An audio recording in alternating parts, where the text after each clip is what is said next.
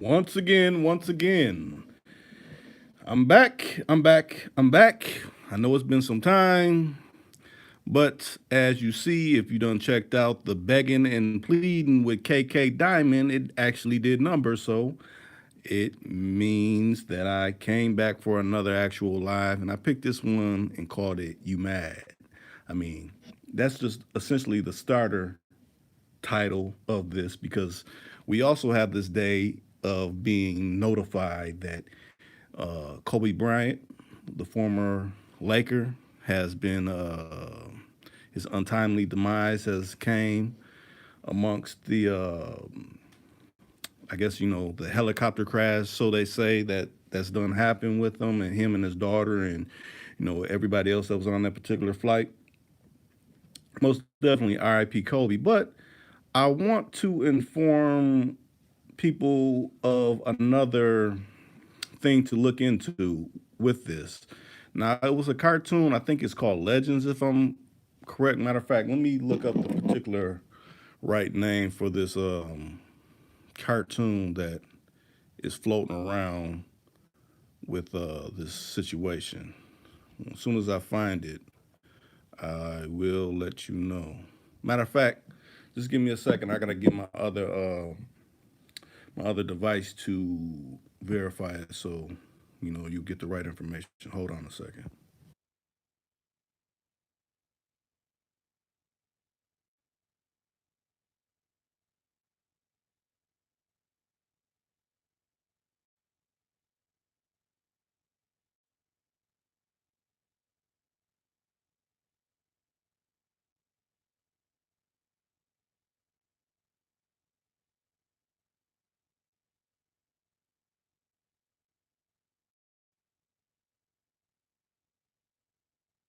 Okay, I'm back, and hopefully you got to check out. I posted it in my affirmations. The what's going on, James? I posted in the affirmations of Zachary Hubbard, Gematria Effect News.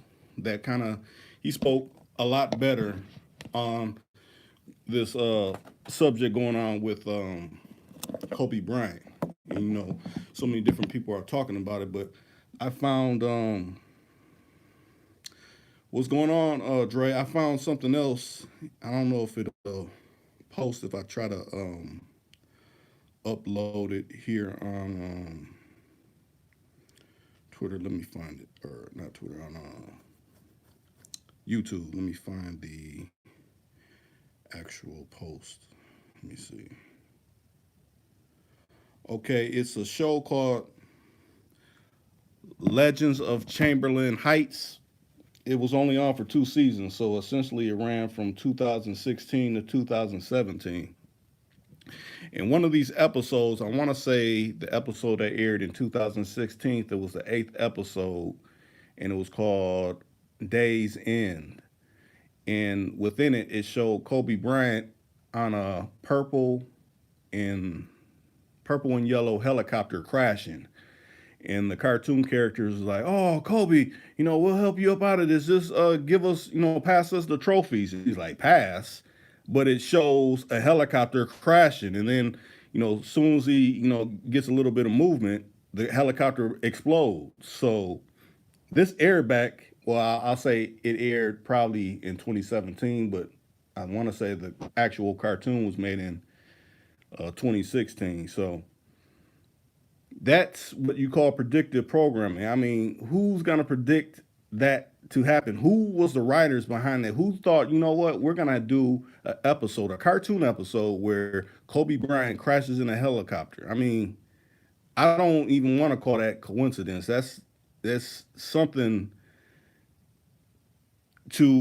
I mean, and you figure this show is no longer on, so a lot of people don't remember this show, and a lot of people that you may know that may did the voice for this particular cartoon. I don't know if they still air the cartoon on Cartoon Network or not, but it's been floating around on a little different social medias. When I first seen it, I'm like, wow, this is that's almost like back when with the Simpsons, predicting Trump and things like that. It's like, okay, it's someone behind the scenes that knows everything that's going to go transpire towards in the future, but they put it out beforehand. Just like I spoke about Space Odyssey 2001 back in '68, they had iPads, but if you were back in '68 and you're old enough to be back in '68, it was no such thing as an iPad. That didn't touch down till what, around 2000 something, late 2000s, 2009, 2010 or something like that, and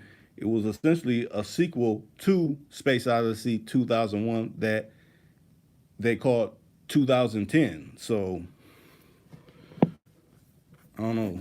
I don't call them coincidences. I call them things that just happen beforehand. Okay, so what you mad about?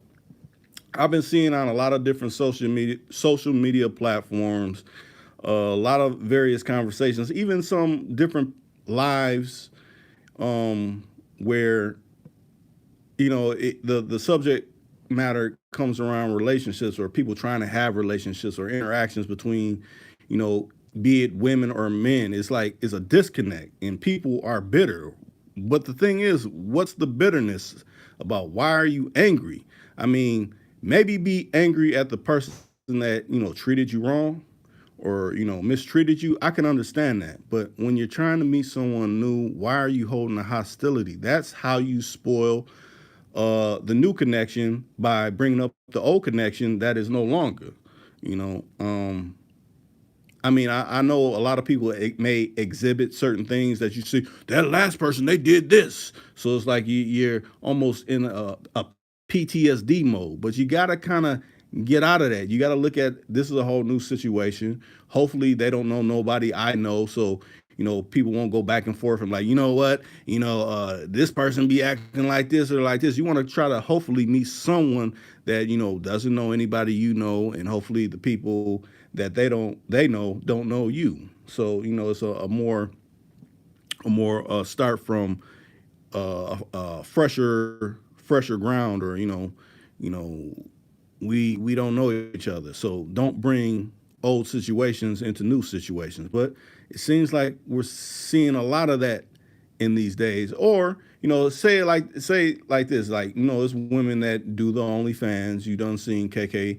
Diamond on here, and different females that are doing things on an independent tip, and certain people have problems with that. I don't have no problem with, however, someone is choosing to get their Super Mario coins. It shouldn't be no issue with that. But a lot of people feel, well, some feel it ain't right, or some feel I should be getting some type of portions of that. But think about it. If you're just getting to know this person, how can you even put your bids in on something that you really don't know where her mindset is really going to be at, or anything like that, to even have that type of forethought. You got to get to know the person first. A lot of people want to rush things. Oh, I want you to be my girl and be my exclusive everything. No, you actually got to get to know someone.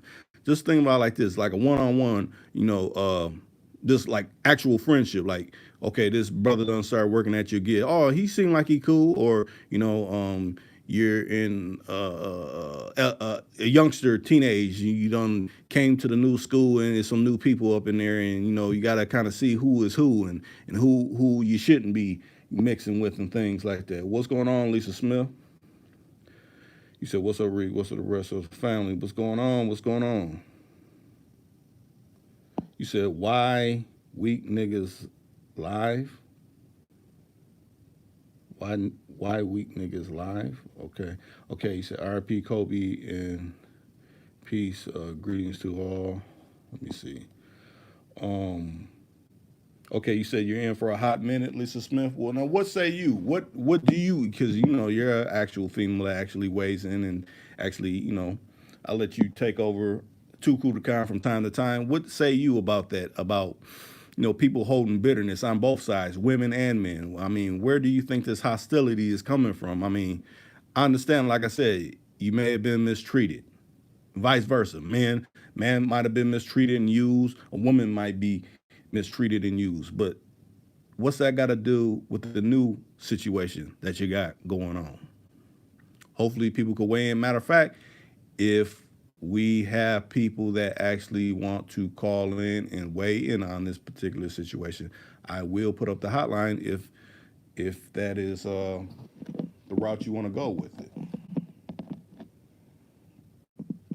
Matter of fact, I wanted to do unhealthy relationships. Yeah, it seems like in this day and age, it's a lot more unhealthy relationships being had. A lot of people ignoring certain signs that you shouldn't be ignoring. I mean, it's like, okay, I'll sacrifice, something that I really actually can't put up with to put up with dysfunction. No, that's not a relationship. It's called you don't enter the realm of dysfunction. Let me see.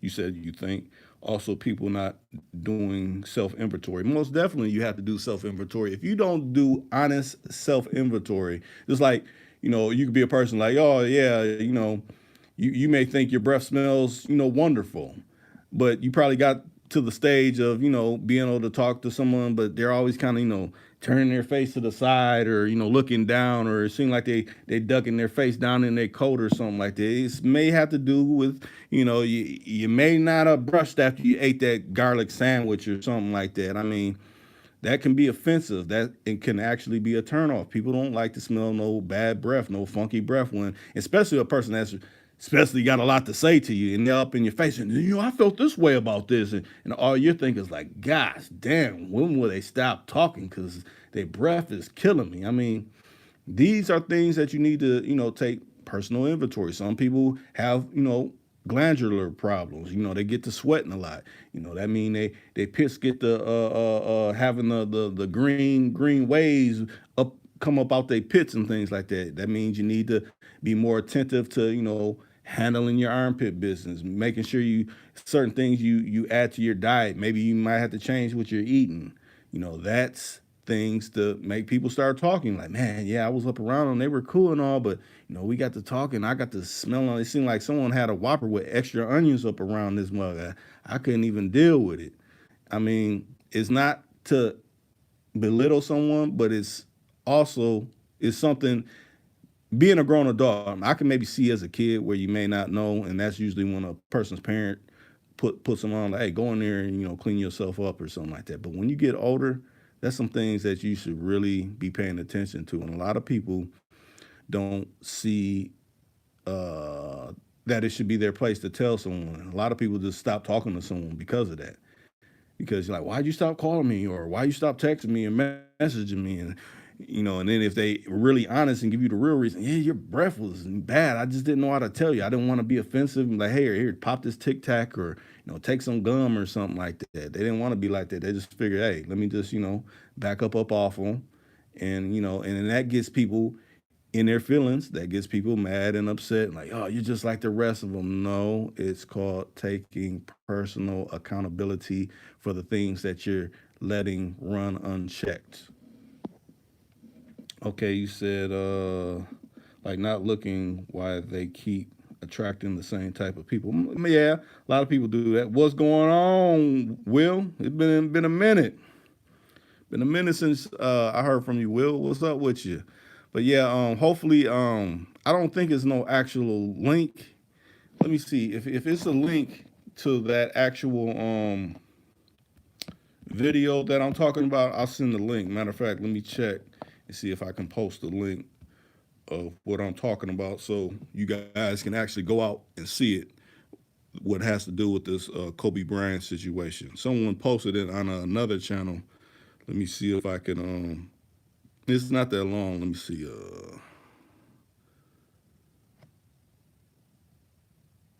Okay, I'm gonna try to see if I can send the link within this live. Then y'all can go out and tell me what you think about it. And survey says, bam. And I'll say this to the person that thumbs it down, I'd like you to comment. But then again, if you thumbs it down, you probably can't say anything because you probably was on some weirdo stuff and I had to block you. So, I'm glad that you took time to tune in. I'm glad that, you want to contribute to my viewership. So I look at it like that. I appreciate you. And as far as I know, wait a minute. No, it didn't let me do it. Let me try it another way. Y'all let me know as soon as you see it and if you could click on it. Okay, click on that and it'll send you out and you can watch the thing where I'm talking about. It's a cartoon that aired in, I want to say it was 2017. Actually, I think they made it in 2016. Click on that and it'll send you to the video that I'm referring to. Oh, okay, you saw it? Yeah. That's come on. And then I want to say it was I want to say it was a tweet from 2012 where someone made it saying, "Yeah, Kobe Bryant's gonna pass in a helicopter or something like that." So it can't be coincidence. Okay, a lot of people saying that was fake. No, the person actually Googled that actual tweet and it showed that it posted back in 2012. So one was from 2012. The next one was an actual cartoon that was nationally known and had known artists that actually did voiceovers in some of the shows. And I want to say, like I said, that aired so many years ago. So let me make sure I'm catching all these messages. Okay, you saw it too, Williams.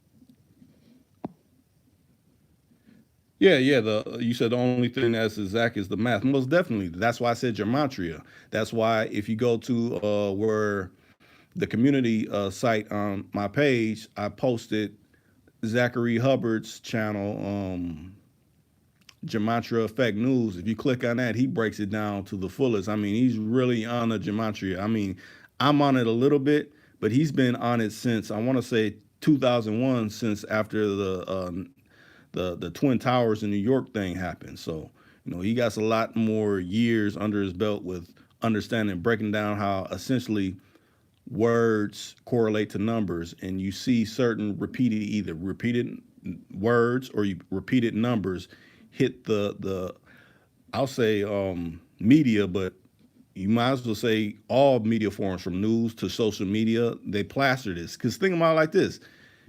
I mean, I know, LeBron was his numbers was, were slanted to pass Kobe's, which it did. But why have they been showing so much Kobe Bryant? I mean, I know he retired and everything, but if you check all the little different social medias from Facebooks to uh, Instagrams to Twitters and things like that, they were showing a lot of Kobe Bryant. And it's like, why now? Why this person? It's a lot of other people that are retired. Why are you pumping this so much? Why are you putting this in the media aspect where people need to see this? Yeah, most definitely, Will. What's up? What's up, Lo? Yeah, most definitely. Yeah, because people don't pay attention to signs and symbols. I mean, it's right in your face. Because you think about it. Remember, they made like a video meme if you were on like Twitter or maybe on some Facebook feeds or IG, where it kept showing Kobe Bryant at a game talking to his daughter, and that's the actual daughter that actually, perished with him in that, crash and everything that they've been showing. And then I want to say it was a post. Someone put me up on it. It was a post saying, yeah, how did they say it? And I heard this saying before. I'm like, man, they're putting everything in people's face. If you pay attention, you'll understand. They said, uh, none of the survivor, none of, how did they word it? No, hold on a second. Let me go find out and read how they said that so I could come back and say, hold on a second.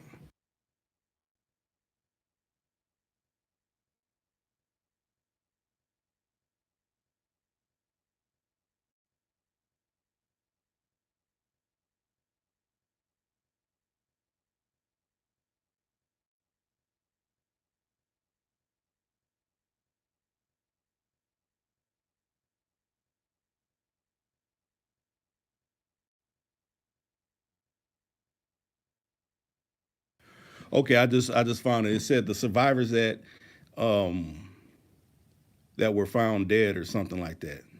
Now think about it like this. I done heard that people pose that as a joke. Like, if it's been if people if it's been five people that died in if it been five survivors that died in a plane crash, where do you no where do you bury the survivors that crashed in the plane? And people like, oh, you bury them over here or there, and like you can't bury survivors because they said they lead it off with saying survivors, not dead. They said bury the survivors. You don't bury survivors. So essentially, how they worded that is wordplay. You just got to pick up on what they're saying. And then on top of that, they showed, I want to say it was NBC. I don't know if it was a broadcast out in LA or if it was national NBC, but they're reporting what they're seeing and showing at the crash site. And the news reporter lady say, yeah, she just throws out the nigga word like it's nothing. I'm like, wait a minute. Where they do that at on national TV? So I'm like, man, what else? You said that's deep. Kind of reminds me of Leah and Left Eye. Most definitely. And think about it like this. This is Grammy time, right? Who was the other person that died around Grammy time back in 2012? That person was Whitney Houston. So it seems like on these certain days when they have certain things going on, it's a big media buzz all the time. Most definitely, Whitney Houston. And I remember that too. A lot of people, if you don't remember that night, that's when I was actually still watching TV at that time.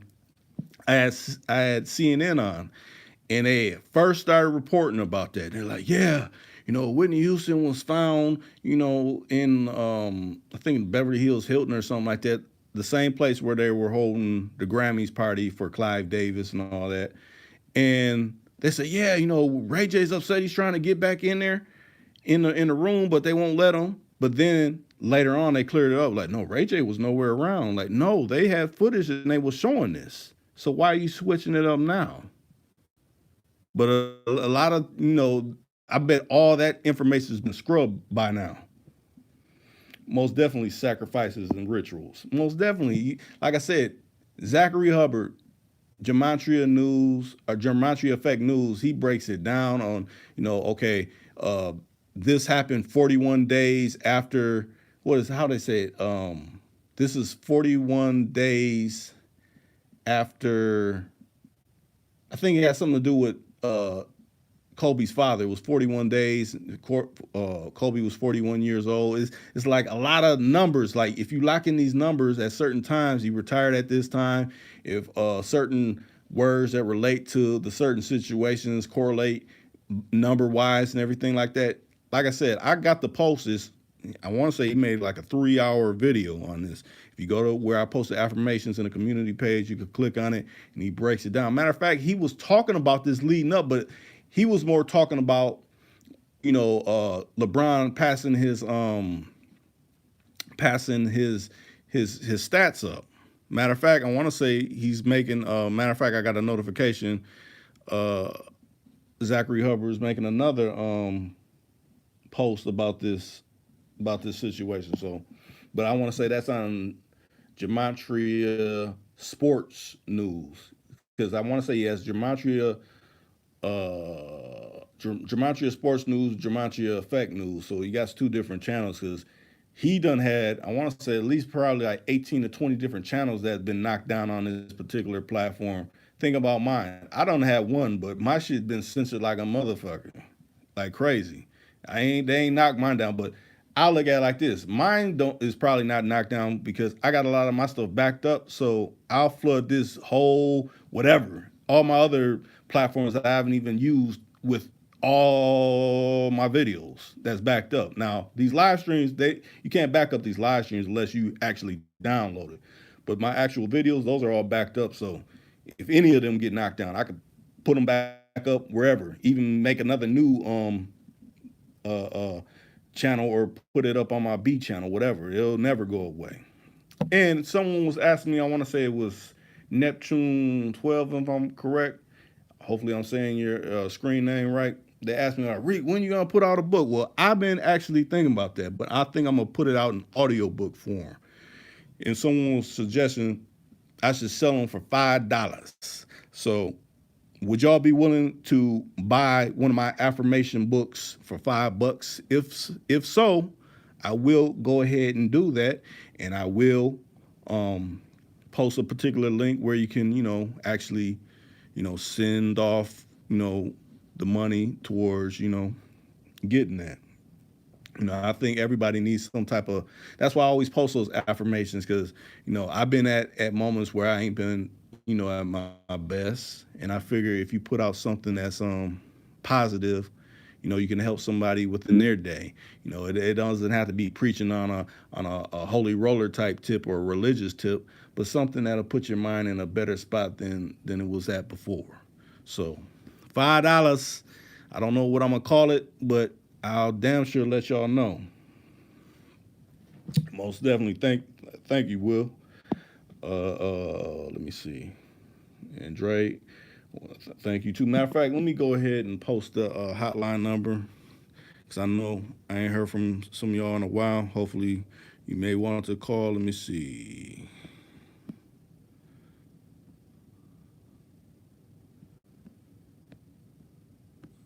Just typing in the hotline number right now.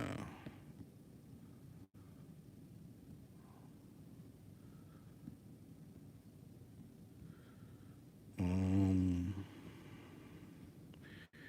there it goes. The hotline is open, so whoever wants to call in, hey, I'm taking calls. I don't duck calls. As long as you're talking about something of substance, and it can contribute to either the topic or whatever new topic that you want to turn it towards, we can do that. So let me see. You said that's what's up, Low. Most definitely. Yeah, I'm gonna get on it. I got a whole big notepad full of different affirmations. So I figure I'll do an audiobook. It's quicker to get off than trying to set up a PDA or because I was thinking about that. Like I could write a whole bunch of stuff down and you know draft it up and then put it on like a zip drive and sell the zip drive. It just depends. If y'all think a zip drive would be better, where you will read it or hear the audio files, or would you just want a CD? I want to say it'd probably be more if I had zip drives because zip drives cost a little bit more than a CD. But you got something where you could throw that in your computer and download it, and then you could toss the CD to the side. This is a thing of just trying to keep the cost down. You said Kobe tweeted something to LeBron and told him to continue to be great after he passed his record. He said audiobook, bro. Masters don't read like they should. Most definitely, that's true. That's true. Yeah, and like I said, I could get it off quicker. I mean, somebody has a CD somewhere still. And if not, like I said, you could put it in your computer, download it, you can sync it up, all of those files to your phone or whichever way you go about it. So I might do it like that. I got a CD pressing company that press CDs for a lot of known, artists that you probably rock with. So I'll go through them and, I'll take so many affirmations and put them on to a CD. As a matter of fact, I might do so many series. It'd be series 1, 2, and 3, and rock with the one first and see what it does or whatever. I think people always want to hear something positive. You said that was right before Kobe passed away. Hey, it could. It's so much information kind of coming out right now. You know, um, it's just taking it all in. But yeah, the one that tripped me out though is that cartoon. Like I never knew about that cartoon. I mean, I remember when they were having certain artists promote that particular cartoon series, but I didn't know they had that him crashing in a helicopter. And like, why? I mean, what? It was just him. It wasn't like, okay, if the whole team crashes of the Lakers. No, it was just him. Come on.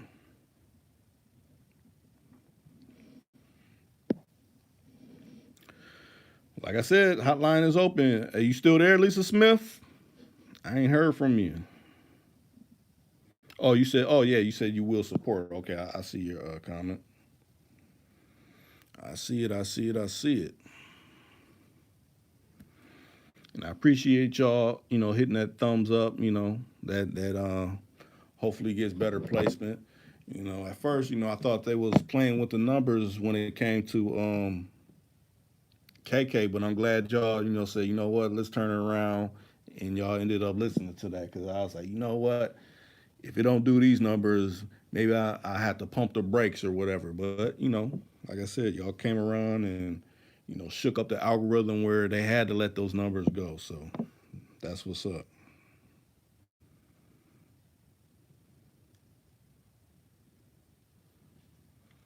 7 people. Who's up in here? Who's all up in the room? Like I said, the hotline is posted.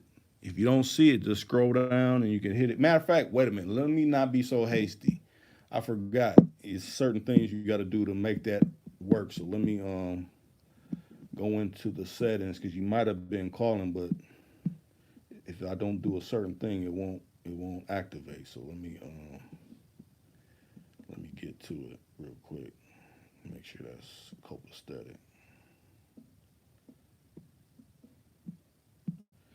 Oh yeah, and Nipsey Hussle too. I look at it like this. I got a feeling that they're gonna do something big like they did for Nipsey. Since it's still out in LA, that's going to be another thing that they do. Another some type of tribute. A lot of people are saying, you know what? That I think the Lakers are going to win because of that.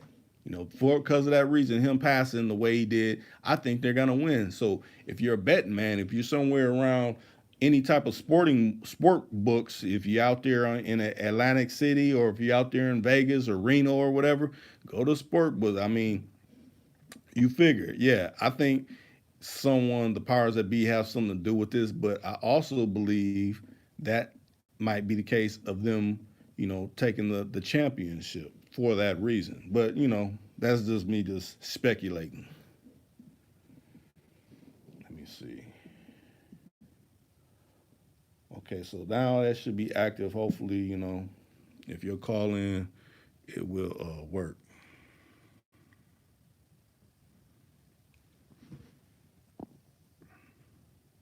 Yep, most definitely LeBron's on the Lakers. And a lot of people, like I said, secret societies have a lot to do with a lot of things. People look at that big tattoo that LeBron got on his chest, they think, "Oh, that's a Sphinx."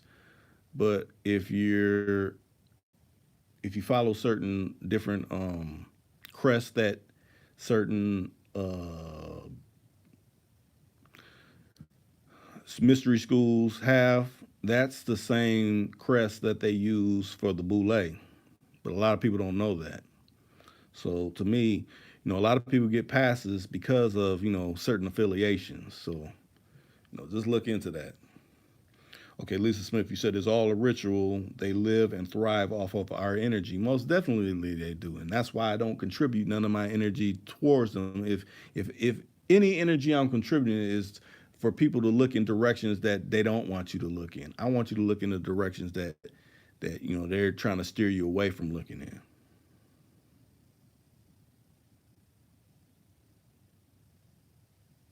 You said, how about we call for a no black black crime for 30 days? Hey, I'm all for that. I'm all for that. That's what, think about this topic. You mad. Why, let's get to the root cause of why you mad. What's the real reason?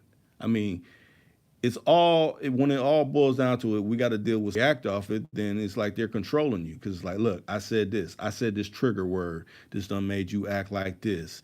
I got you out of character. You know, the key is not to be out of character, especially by someone that you feel is lower and beneath you. So never get out of character for them type of people. Now, if someone put their hand on you, that's totally different. But hollow words and things like that don't make sense. Yeah. Now, if someone's point out your information, where you live, or something like that. Now, that's where someone could maybe have an issue with.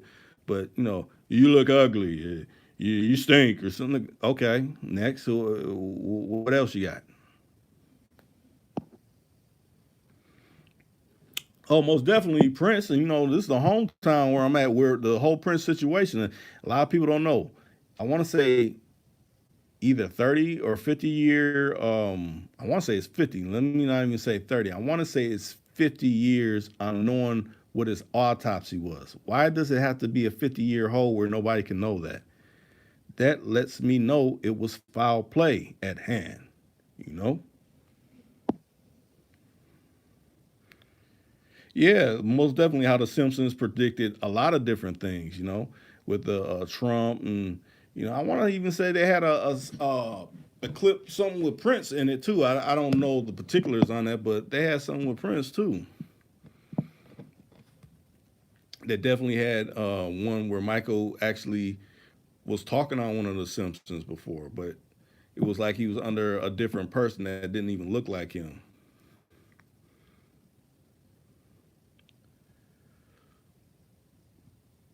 Let me see.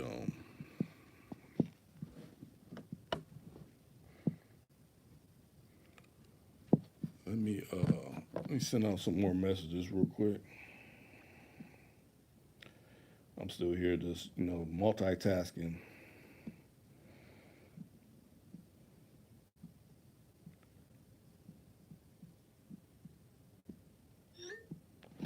Multitasking. Want to make sure everybody that rock with me get an actual chance to come in.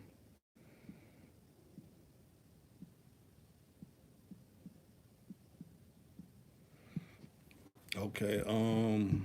What am I missing? You said this SSTY. Okay, this stuff is already in place. Most definitely is already in place. To me, look at that like this.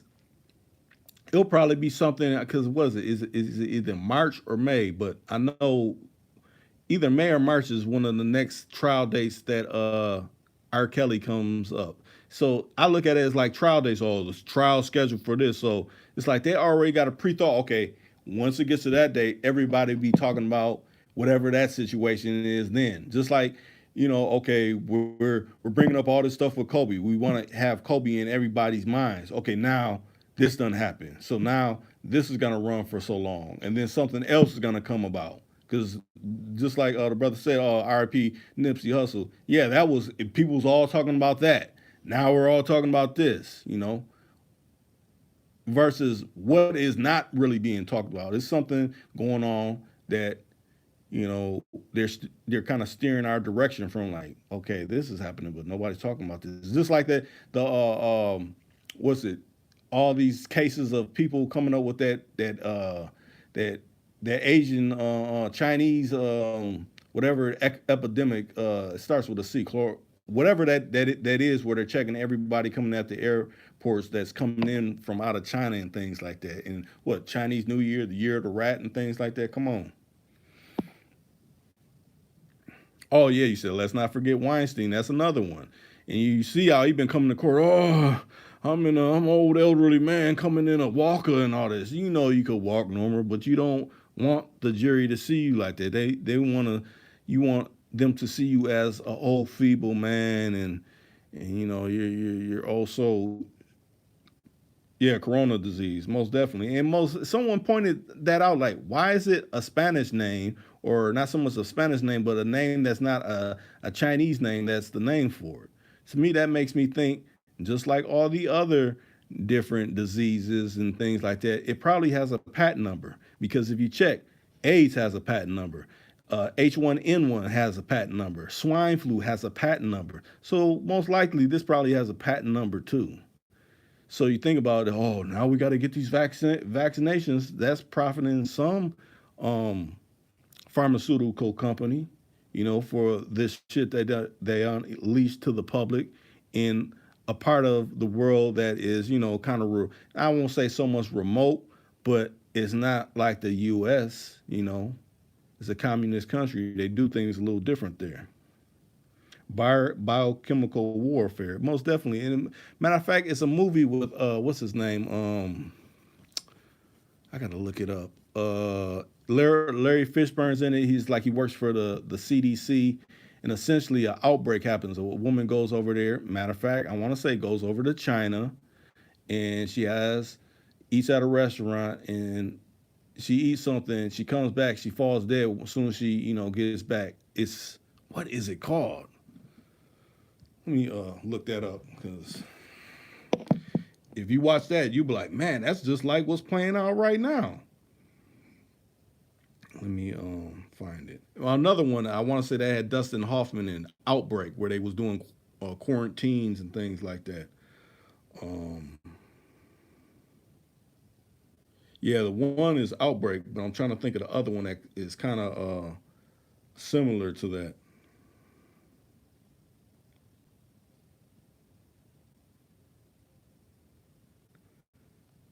I'm about to find it.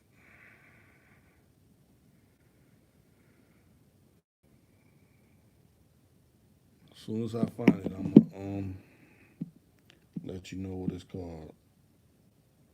Contagion. Contagion. Yeah. Oh, Congo. Yeah, Congo too. But this one is called Contagion, and it kind of mirrors what's going on right now. Matter of fact, if I can, hold on a second.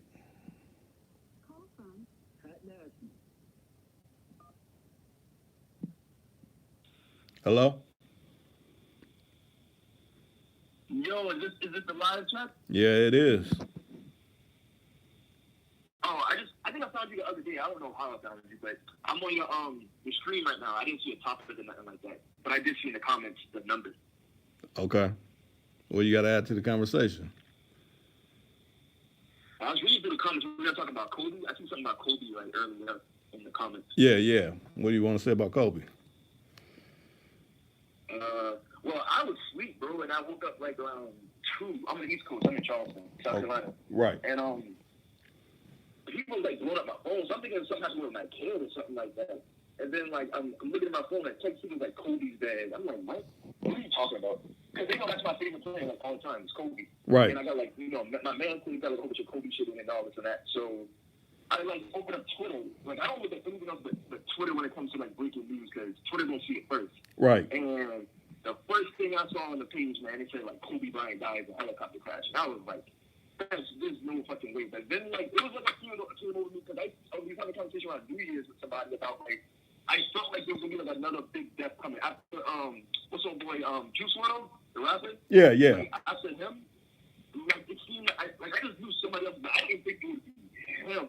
And the fact that like who died right before the Grammys? Was it Whitney Houston or somebody? Yeah, Whitney Houston, right? Yeah, yep.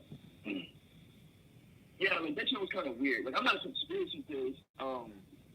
I'm not gonna talk too much about my personal life, but my field and whatnot. Like I was when I was younger. I'm 31. I would see things like, oh yeah, this is because this is the Illuminati, this and that. And now, like as I see things unfold like throughout the world, like in my field, I don't think there's any conspiracy behind it. But I think that people, instead of looking into things in that nature, they need to look at things in a reflective way and be like, at any moment, like remember he was with his kid.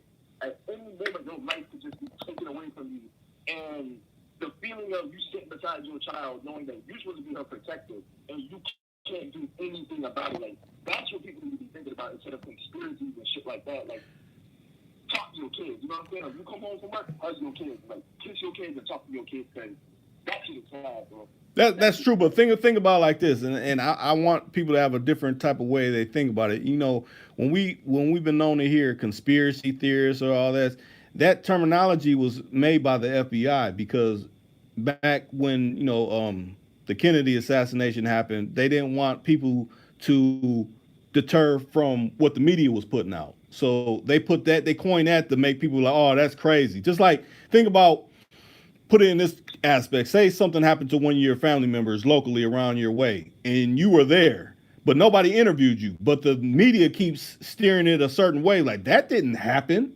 This is what happened. But anybody else that doesn't know you or anything like that, they'll be like, "Oh, you're a conspiracy theorist. That's not right." No, I was there, so I know what happened to this person. Yeah, you know what I'm saying? I feel what you're saying, but your example is that person was there, and you would have evidence. Right. That's what I'm saying. Right. Like a lot of people, they throw out ideas, but it's like, what's the basis for this? Like the Nipsey Hussle, people automatically came out and said, "Oh, the government has no reason to kill Nipsey Hussle." And I don't think people. That's what I said when I got into my field, and I'm in the federal field. And I work overseas when I go on assignment. I'm overseas all the time. And my background is my bachelor's in political science and global politics. That's my concentration, and my master's in computer science.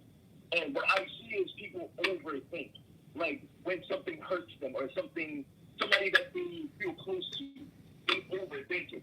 And with like these situations right here, it's like there's no reason for it. Like if you're going to go out a conspiracy or a theory, I just call it, what's the basis for it? What's the basis for the government killing Nipsey Hussle when 75% of the country didn't even know who the fuck Nipsey Hussle was? And I know But some of us in America did not know who the fuck Nipsey Hussle was before he died. He didn't. He had no political control at all. That's true, but let's. Well, I understand what you're saying. I understand what you're saying, but what's a movie? Let me see where you can kind of correlate. Have you seen the movie Blood In, Blood Out? I remember that title, but I don't remember. I'm a movie junkie. I don't remember. I don't remember like a scene from it. I don't remember. Okay, well, tell me who was in it, then I can tell you. let me see. Benjamin Bratt, Billy Bob Thornton. Let me see. Yeah. Well, let me just give you the synopsis so you can kind of understand now. It was dealing with prison life. You know, it was dealing with life in the hood, and it was dealing with prison life. Well, you know, you had the Black Guerrilla family, you had the Mexican Mafia, and then you had the Aryan White Nation. Now, when someone wanted to do a hit on another person, they didn't send their own kind. They hired someone that looked like the person they wanted to hit. You get what I'm saying? Because if you did send someone to hit someone that looked like you or like them, like say you want to kill somebody from whatever ethnicity, if they look like you, they know it came from you. But if it looked like them, they're like, well, maybe this person just had a problem with them. You get what I'm saying? That's part of my field. Right. That's how we operate. So I would look at it like this: why was Nipsey Hussle's thing so big? It's been other rappers that passed and didn't get, you know, full media coverage like it did. What's the reasons behind this? This is what I ask myself. Why? I mean, he wasn't as big as a lot of certain people. So why was it so, you know, blew up so big like it was? That's all it makes me think. Because, you know, usually the media. Go ahead. Right. You guys, you said something about the media did something. No, I'm saying why was the media so on that if he wasn't, you know, like you said, he wasn't, not a lot of people knew him. Why was he on damn near when he had his funeral? That was on damn near all the channels of, you know, major media news sources and things like that. Number one, just look at the timing. There was nothing going on. Remember, the whole cycle with the police shooting, the whole cycle with the kidnapping thing, it was getting old. Like the whole, everybody getting kidnapped, getting kidnapped, sex trafficking, like hot topics were dead. When Nipsey died, it was the summertime, was it not? Yeah, that's true. Right. So, like, you know what I'm saying? Like, it was LA, a rapper in LA. Who was the main, like, Tupac and Biggie, you know what I'm saying? Like, it fit the narrative for, let's talk about this rap shit, this rap thing, and gang thing. Like, white media, it was a meal for them. It was a meal. But if Justin Bieber died, it would be like a hot topic. But if Nipsey Hussle or somebody in the hip hop community gets down in the middle of LA, like that goes beyond just rap and culture. It goes into politics and whatnot. You know what I'm saying? And into the gang culture. And let's get the guns off the street, gun control and stuff. That's why that story was that big. So then you could look at it for that aspect because you think about it. Some of the people that spoke at his funeral was talking about that, and there's a need for gun control. It's like a backhanded way we can use this for this. Maybe not so because he's a rapper, but we can use it to push this other ideology. You know what I'm saying? Because there was people speaking on that. There were high, big figures talking about that. Like, yeah, we need gun control now. Why now? Yes, and you must. Because you see, that's what I'm getting to. You see more and more people, the political shift when it comes to gun control. Like, people think it's about guns. It's not about guns. It's about control. Right. You start telling black people are the number one population in this country who need firearms, especially black men. And when you start infiltrating black men's minds, saying we need more gun control, this is senseless, and you start seeing black old men stand up in front of podiums and at churches and shit, saying the guns have to go, and when you start buying into that shit, that's breaking down the lower class and the black class of America to where we can fully control them. If you see what's coming up this year, this election year. So the gun control thing, like the last 2 years, 3 years, that's been the focal point because that's the control. When not Ben Franklin, Tommy Jefferson said, you just arm the people, you control the people. Right, most definitely. That's the fact. So when you come to things like the Nipsey Hussle case and whatnot, it's like that's their food. Anything to do with guns, that's their food. That's their food. I could agree with you on that. But yeah, but see, that's why, what you just said, oh, they are just going to conspiracy because they killed this rapper. No, it's a reason behind it. Just like you said, that's the reason. If we use this, this is how we can usher in these other things that, oh, look, he was a gang member and all this kind of stuff. And look at this. It's been going on so long and things like this. We need to usher in gun control. Oh, and the other side of it. Oh, mental health. He tried the killer, or whatever. He would try to, uh, uh, check into a mental health facility because you had to be crazy to gun somebody down in broad daylight. I mean, basically pleading insanity that a lot of Caucasian people do, and usually get to go to a mental hospital instead of going to the penitentiary. I mean, but what I'm saying is they spun that. That's what I'm saying. It's not hard. Like, government conspiracies, like, people say the government did this. That's what I'm saying. It's not that deep. They just spin it. I see these dudes do it every day. Every time I go to Virginia, and I'm seeing that all the time, I see them talk about this stuff. Like, they spin it. And when you let the time people just run around crazy and kill each other and do crazy shit, you just have to sit back and say, okay, let's say, yeah, let's use that for gun control right there. Yeah, run that. That's what they do. All right, but the thing about it like this, Lisa Smith just said mind control is real. Would you believe that? Mind control? Yeah. To me, well, from my study, like in human behavior, in my field, like mind control is something. To me, it's a blanket statement. Like, what do you mean by mind control? Like, mind control is something like when you tell your child to do something and they don't do it, and then you ball your face up and give them that stare. That's mind control. You know what I'm saying? So mind control is something everybody does. Even in relationships, everybody participates in mind control. So I don't know exactly what. I'll just say, like, think about it like this: you're watching TV, you're a TV watcher, and they run commercials ever so often. And this commercial always comes up. That's essentially trying to get you to, well, maybe I need to buy this, maybe I need to, get this particular drug for, improving, my sleeping. I may have problems with sleeping. It's like they're trying to get you to buy into whatever they're trying to sell you. Oh, what's going on, King Righteous? Yeah, that type of mind control. Or think about it like this: your cell phone. If you got an Android, I don't know too much if iPhone do it, but say you're talking about, oh yeah, I've been having a cold or something. I need to get me some, NyQuil or something like that. And then on your phone pops up a coupon for NyQuil. What's that saying?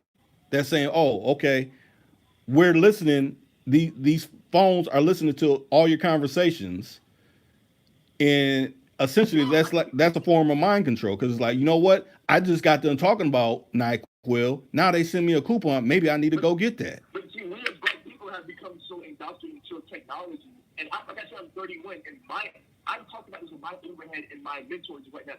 I got 4-star generals who are mentors. You know what I'm saying? Like, I'm not saying to brag, but these are knowledgeable men. And like, she's studying ask anybody in the service. Man, I got frogs who work under me. I got SEALs under me. Like, I live out in Norfolk, Virginia. Like, if you know about Norfolk, Virginia, what's in Norfolk, Virginia, I know exactly what you mean. So what I'm saying is, black people have become indoctrinated to that shit. We have a choice. And what older generations did not do is say, you know what, we're not going to buy these CD players. We're not going to buy VHS players. We're not going to buy Mac computers. They didn't do that. So now you have a whole generation of people who have become just embodied, like they have embodied this whole idea of we need this shit right here. Whatever they're feeding us, whatever new PlayStation come out, we need it. Whatever new iPhone come out, we need it.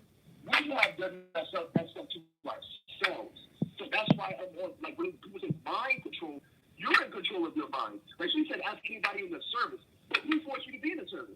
Nobody. You signed up for the service. You signed up for that service. True. But tell me this: what's the reason why they did it, though? Who did what? But why most people usually sign up for the service? Not saying nobody forced them, but what's usually the reason? I'll tell you right now, desperation. When recruiters come to high schools, they go for poor black males first. They do not go to the table where they see kids wearing Sperry's with the polo sneakers, driving BMWs. Military recruiters do not go to them. They go to the poor black students who they see sitting at the table who not even eating lunch. That's who they go to. Because the first pitch is, we'll pitch in the school because they know your parents don't have money to pay for the school. That's the first pitch. Okay. That's a fact. And I moved to high school 13 years ago. I'm telling you, like, they aim for us. 24, they'll come up to me, hey man, like hey, because they look at your body, everything. They'll get you, oh, he's somebody in shape, or he's looking like he has things in his money, he's not sagging his pants, he's an upstanding black young man. They will approach you. That's how they're taught to do that. So when you say mind control, I'm not thinking mind control is not a word that I would use, but strategic marketing, like we talk about phones and whatnot, like that's just cooking. And a lot of people understand, like you on Facebook and you commenting about Pizza Hut and stuff like that, you're going to see a Pizza Hut coupon when you go to a different website that pops up because it's things like cookies. But people don't even understand how the internet works in that nature for the most part. Like that's why those things happen. Like when you give an app permission to access your information on your phone and whatnot, they're looking at your search history. That's true. That's true. I believe that. So, I mean, that's just people with regular websites who build websites now. Like we do that. Like if I have an option on my wine website, and we use cookies, we track you on the internet. Right, but tell me this: if you don't opt to have any of those cookies follow you, what usually happens? Tell me that. Well, usually, like if I'm on a pizza website, I divide cookies and whatnot. I go to a different website. I'm not going to see Pizza Hut coupons. That's all it is. Now, if you're talking about like being tracked and your conversations being recorded, like, you can't get away from that. You can't get away from that. I can look at your license plate right now. Like you just can't get away from that. That's understandable. But what I'm saying, what usually happens when you opt, when you put those settings on your phone, like I don't want any of this following me. I'll tell you from my aspect what usually happens when you hit all those options where you don't want to be able to be tracked or be your conversation heard. When you try to go to a certain website, you can't access it because you get denied. Yeah, you get denied. That's what I'm saying. So you wouldn't be able to even do anything because you cannot go on there without it doing that. It's not like an option where, okay, you can just go ahead and go there and no, you won't be able to access it at all. Right. Like that's what I'm like. If you're a privately owned company, like I mean, hey, it's like on my website, on my wine shop, they said that you have to tell me if it's over 21. If you're not over 21, you get denied access. Right. So to me, it's not like a thing that people don't know. It's just you won't get access. You gotta say it like that. You can't say, well, people just do it. No, just like if you're setting up a new iPhone or a new iPad, it says, these certain things you got to agree to these updates. And if you don't agree to it, it's not going to update. You're not going to be able to access anything. Yeah, but that's what I mean by people have become way too dependent upon the internet. Like to the point where like they don't even read. Like when people say like, let's say that we updated our policy, our privacy policy. Nobody reads that shit. But that shit will tell you whatever's in your phone, and you give me access to it, and we're tracing your location and everything. You're giving me permission. Right. And so it's like when people talk about the government, it's like you don't hit that button where you say accept or you check the yes box and then press enter and go forward. Like once you do that, the government has nothing to do with that shit. Like nothing. Now the government loophole is we can go to that company like a Facebook. If you have a cool Facebook that to attach yourself to your information in your phone. If you're under investigation for something under the federal government, we can go to Facebook and get whatever we need from your Facebook. You see what I'm saying? That's what people fuck up at, and they think, oh, government is like, no, you give permission to that company, but that company is federally regulated. Right. But I don't know if you're up on see, I watch a lot of programs on PBS, and they kind of broke down in one of the frontline stories where they went to AT&T, and I guess the NSA came to them and said, what, we want to, where's your main, where's your main computers at? Yeah, access. So essentially, all the information that's coming through AT&T or whatever company it is, it could be other companies. They can go through there and like, okay, we want to be able to siphon off of information that's coming out of here, or out of there. And a lot of people don't know. The NSA been around since World War II, so this is not like the NSA is brand new. It's been around since the 40s, probably even before then, listening to phone calls.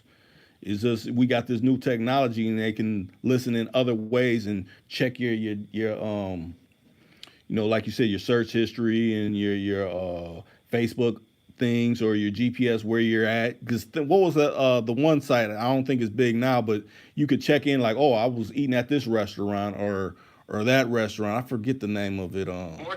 Yeah, Foursquare, you know, and a lot of people were doing that at that time and things like that, not knowing that okay, Yeah, person could see that you're out here, they could be robbing your house because they know you're out and about. You know what I'm saying?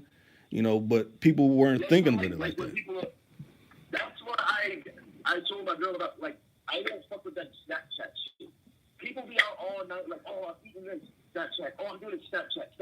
Because Snapchat is Instagram. You kind of take a picture, you can post it whenever. You know what I'm saying? That's how I do my Instagram. I mean, get a flight, but I'm not posting that picture of I left home until like 2 days later. That's just how I am. On Snapchat, these younger people, they like it's like they're streaming their life.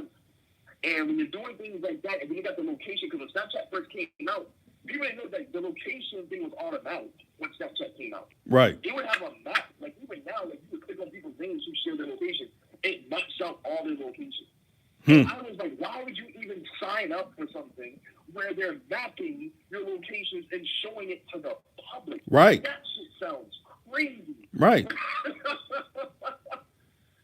Yeah, because if somebody wanted to do you wrong and harm, they're gonna be able to. Because like he makes this route down there every day. He's going this way to work for this amount of time or whatever. You know. Yes. Like with Facebook, waking up 6 o'clock in the morning. All right, y'all, I'm getting up, ready to go to work with this money. I'm like, what? I told people, some people live a few months ago on Facebook Live. I said, I can tell y'all the kids' names. I can tell you what car you drive. I can tell you what school they go to. I can tell you if you're single. And I can tell you your address. Even when people take pictures of front of their house, like even a family funny shit on Facebook, they leave the address. Like if you got numbers on their house, they have it in the picture.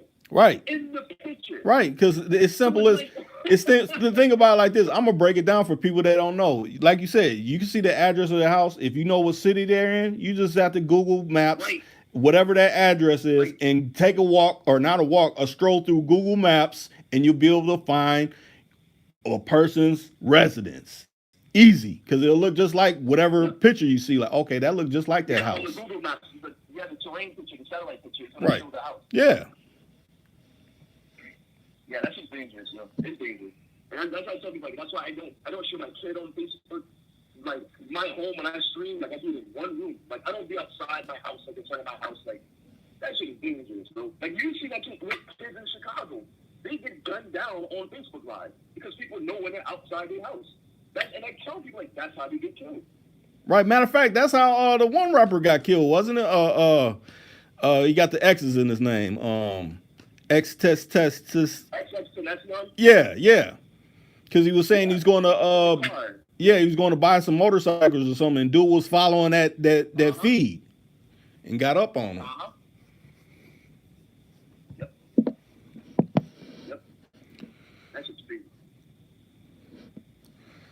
Yeah, it's just I don't know. It's like a lot of people don't know things are happening in real time. Just like how you said with Facebook, a lot of things is in real time. Like okay, they were just here at this time, and like you said, if you got your GPS tracking you wherever you're going, you know, and people are able to access certain sites or social media you're on, they're gonna see all that. But and just like another thing, I don't talked about it before, and I think you just mentioned it. You said I can find your address through your license plate. Well, think about it like this: patrol cars, like I said, bridges, the entrances and the exit ways of bridges. They got plate readers right there. So as soon as you cross that bridge, okay, he crossed that bridge at this time. He exited the bridge at this time. He passed this patrol car at 403. He passed this other patrol car on this street. Because they got plate readers on the light on the cop cars where they don't even have to type it in. The computers automatically, as soon as you pass it, it's seeing if you got warrants and all that kind of stuff already. It doesn't have to be manually logged in. Yeah. Man, I mean, we don't cover kind of some areas. I mean, so you said you're actually in the service? No, I'm in government sector. But Okay. people who are formerly in the service, they work under me. Okay. Beside me. Now tell me. I'm very familiar with, huh? Now tell me this. Now, I done had a few people that been in the service, and they say after a certain point, you only can rise so high unless you join with certain mystery schools. Would you find that to be true? Yeah. Okay. Yeah, that's what I'm saying. Like that's why when I read the young lady's comment and I said frogs work under me, and I said like out of Norfolk, if you know about Norfolk, you know what's in Norfolk, and that's what I was talking about, like with seals and things like that. Like yeah, some people they get to the point where they come over to where we are. Like they might go into like you said agencies, they go into other things. Right. Because the military is like, if you get to a certain level on a sniper team and whatnot, you get certain grades or certain tests and whatnot, like they're going to ask you, like, do you want to go here or do you want to go there? You will get recommended, and you write 2 or 3 letters, and you in there. You in there. And I was going to go military when I was in there because my mom was in the Air Force. Okay. My dad was in the Marines, but even they said, like, when I got out of grad school, I was at grad school at Old Dominion University in Norfolk. I went to IBM, and when I talked to him about joining trying to get into a certain field, he talked to somebody and then they contacted me, and that's how I got into my field. But he always knew I wasn't going to go in the military just because of like how she said, like in the comments, she said, ask anybody in the service. I never wanted to be a part of that mind control aspect. Like, they're not going to yell in my face and try to break me and try to do something that you want me to do. You know what I'm saying? And my field is more or less like, they'll explore your mind, like they'll dissect your mind, but they're not going to try to break you down like a dog. And that's what they do in the military because they want you to be a robot. Right. And that's why dudes who've been in the military 20 plus years, like you try to hear around them, it's kind of like, man, this dude acts kind of like a robot. Like they have to do the same thing every day. Like they speak like you can tell, and that's something I just never want to get into. But to answer your question, yeah, it's definitely yeah, yeah, it's definitely like that. Okay. I kind of figured that because I know, a teacher. He was, I think he got his mastering, and he moved to a southern state, and he had all the credentials to teach and be a teacher in there, but it was certain factions that were working in certain areas of the school. Like, well, you're not joined up with this. We can't let you be this unless you come to our side, essentially with fraternities or mystery schools. You cannot work here. You only could be like a substitute teacher or something like that. You can't be Yeah. you can't be in this because this is reserved for these type of people, essentially. I even find that in I guess it's like an education, just like a business in Atlanta, when it comes to like HBCUs and shit like that. Yeah. Like that's like certain things that I just kind of wavered from coming out of high school. Is like I never wanted to go to an HBCU because I see how people. It's almost like a cult now. Okay. Like if you join a black frat, like if you like a Q dog or something. Yeah, like that, yeah. It's almost like a cult now. And I never really bought into that. I respect the idea of it, but essentially, like black frats and black sororities to me, they're cults. Now, what you saying that like what makes you say that so other people won't get a misunderstanding when you're saying this cult like generalization like So the process of getting into one, like they mirror cult. Like when you start talking about rituals and things of that nature, like text is one thing, but when you start talking about rituals, like that's a different thing. And when you're talking about Greek life, black people will preach this all the time about no, we didn't take it back to the motherland. We didn't keep our roots. But all that shit seems like it dissipates when it comes to fraternities and sororities. And when people talk about white elitists in America, I don't know if you've noticed. I'm pretty sure you've noticed. But they act exactly like them. Yeah. They act exactly like them. If you ain't a Q dog, you go to a cookout with the Q dogs over there, don't go over there by them. They're going to treat you like an outsider. Even if you look exactly like them, Right. they're going to treat you like an outsider. Right. You're correct with that. And that's why I don't fuck with that, man. I don't fuck with the whole let's be a black community and then you go act like that towards people. Like, that's what the bullshit thing. Right. That's what the bullshit thing. Mm-hmm. We're so high society and we're this, you can't do this, you can't do that. This man been rapping about murder, drugs, and bitches and this and that for years, and y'all struck to his music and stroll to his music, use his music at your performances and whatnot. But as soon as he sits there wearing a shirt or a hoodie, it's a problem. That's true. I don't fuck with that. Wipe me down, wipe me down for 15 years, and he wears a sweater, it's a problem. Man, you dropping some signs on these people. I'm sorry, nobody got more to say in this. Let me see. Okay, William said he said, "Yup, no difference when you're in trial and they give out all your info." Oh yeah, that's another thing. Yeah, like you said, yeah, this you live here and all this. You don't know who's all in the courtroom and they're saying all that kind of stuff. That's crazy. Oh yeah. Yeah. Yeah. But I feel like it's crazy. Like I see on Facebook, like people quote unquote snitch, and people got their paperwork on Facebook. I'm like, why is this shit like like they're setting them up? They're telling you like cut your time, say this and say that, but you know this is public information. Like That it's like creating like turmoil within people so they can never be together. That's why that whole snitch shit. Black people are the only people in America who really hang their hat on that whole I ain't no snitch. Like who gives a fuck if you? I don't give a fuck somebody's a snitch. Because I'm out here doing shit that's going to put my freedom and my life in jeopardy. But I don't give a fuck if you're a snitch. I don't care. okay. I understand that coming from that type of aspect, but I guess well, yeah, that still it doesn't matter. Like if you ain't no snitch, like you said, it'll come out. If you actually did something, it will come out. Like you said, it's public information. You can search that shit up and see. You know, ain't nothing you can hide from that. Like 90% of the people that I surround myself with, they're exactly doing something that somebody can tell on somebody. You know what I'm saying? Tell on them, like for doing. You know what I'm saying? Like, and that's why I said, like, we as black people have become embodied into this culture of, I don't know, like toxicity. Like, who cares about snitching, bro? Like, go get a job. Like, who gives a fuck about get a craft? Like, get a business. Like, who gives a fuck about snitching if you doing the right thing? Like, I wake up, coins come into my bank account, whether. You know what I'm saying? Like, no matter what I'm doing, like, they're going to come. But I don't have to go outside and rob the next man or sell my neighbor crack, you know what I'm saying, to make my dollar. And I understand that life because I grew up in the project. I understand it. But that's why I don't do it because I lived in there. Like, I lived that life. Like, I've been there. Right. And that's why I don't do that shit. Right.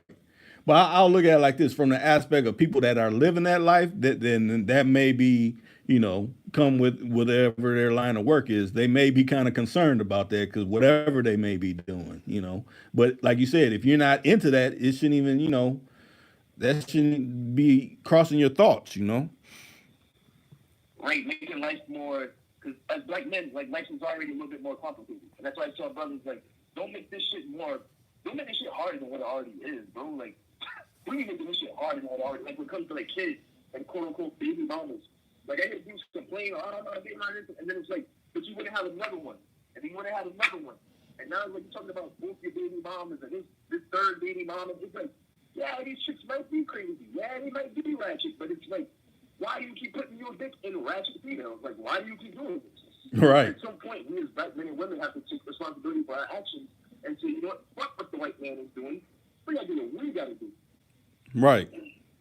Because essentially, like you just said, why you keep putting your penis up in them, and essentially you're gonna, depending on what type of caliber of woman that is just letting you do that, of course she's gonna send you to that man, and I need to get my money. Well, you're gonna have to go through that man. He's gonna be the middleman in your life, garnishing your checks and things like that. Are you really having these thoughts of, what I might be facing if I really, let my seed go in this female or whatever, and you ain't really prepared for it. But some people don't think like that. Yeah. And I also, like, I was talking about, my dad the other night, I was talking about a homeboy who, he asked me for some bread or whatever. I would say homeboy, I would say older some shit. And he asked me for some money and shit. And I told my dad, like, I kind of felt bad for turning him down. And he was like, why do you think he came to you? And I was like, what do you mean? Yeah, I kind of knew he was doing that, but he was like, niggas watch everything around them. Like, when people ask for help, like, they ask in an order. They put people in an order. Like, I'm going to ask this person, I'm going to ask this person, I'm going to ask this person. He said, why do you think he came to you? I was like, well, we haven't talked in a while, but he's like, why do you think he came to you? And he was like, well, is he your Facebook friend? He asked me that. And I was like, yeah. And he was like, see your Instagram. I said, yeah. I said, and then that's when I kind of started thinking, like, okay, I get what he's saying now. Like, even people who claim to need help and need this and that, it's like, everybody's in it for themselves at the end of the day. There's always a motive for this person watching you and seeing what you do. Like, if you want $1 million right now, like, somebody gonna come up with some struggle story within the next 6 months, and you know that. Right. You know what I'm saying? But they didn't tell you that struggle story before you won the lottery. Right. Because he know you wouldn't want to hear like, what can I do with? But now he feels you're in a position like, you know what? If I make the story strong enough, he may give me some money. You know, versus if he feels that he ain't doing as good as me, I ain't gonna tell him shit. Right. That's that pecking order that my dad was telling me about, and I'm still learning that now. Like, that's why I don't get too close to people because everybody keeps their pecking order. Like, everybody, even when it comes to parents with their kids, like. And then when they would ask their kid for a favor or something like that, like, they have their pecking order. They do. Right. And it's weird, but I mean, yeah. Even in politics, like black politicians and shit, like, there's always a pecking order. Always a pecking order. Right. But let me see. I want to say. Let me go back to where Lisa Smith has said something. So I wanted to address that. She talked about how Martin Luther King, when he got assassinated, his family, sued the government, essentially, and they were liable for that. What do you say about that? I mean, what is she saying? That like, you can sue. Like, I can not be found guilty of something, and somebody's family can sue me, and I have to pay them. Because civil suit, criminal case are two different things. So, I mean, what is she saying? They were found liable for his murder, is essentially what she was saying. I mean, in what way though? Like, I get that she said that, but it's like, you know what I'm saying? Like, people throw out things, but it's like, what are you saying though? Like, no, that's actually proven though. I'm saying I've done seen that before myself. What I'm saying is like, but what I'm saying is like, why do you think that they had to pay them, or there was a settlement? Like, why? Wait a minute. Why? Okay, what was the major narrative that they always led with his assassination? That it was this lone person that did that. Yeah, James Earl Ray. Yeah. But it comes out to be something else, is what I'm saying. The narrative has changed, but they don't tell the public that. You know what I'm saying? It's like, we don't tell the public that. The public is on their own to find that part out. Just like, think about it like this. This is the biggest one. They talk about, we went to the moon back in '69 or whatever. But then they say, oh, well, why can't we go back? Oh, we lost all that technology. We lost it. We can't recreate that. Like, come on, man. We can have this conversation. You're way over where you're at, and I'm where I'm at, and we're communicating. So why can't you make the technology to go back to the moon? That don't even make sense. But if you're not a thinking person, you just swallow that. Oh, maybe they did forget how to make that technology. That's not how things work. But that is the government, U.S. government tactic going back. To World War I. Like, it's. And if I do something today, like if I go, I don't know, just do something at this gas station or a corner store, like near my condo. Like, if I go steal, like, nobody's gonna care in a month. Nobody's gonna care. So, like, when something like that happens, like even that lawsuit, like, remember, I remember they sued for like $100.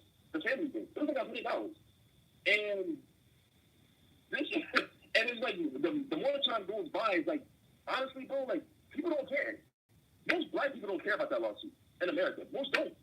And then they don't know about it. People know that the FBI was cornered, and that the whole idea that, because his wife was the one pushing it, Miss Coretta, that the FBI and multiple agencies had something to do with his death. The thing is, though, like, in that era, what were you going to do? As black people, what were you going to do? You're suing the government.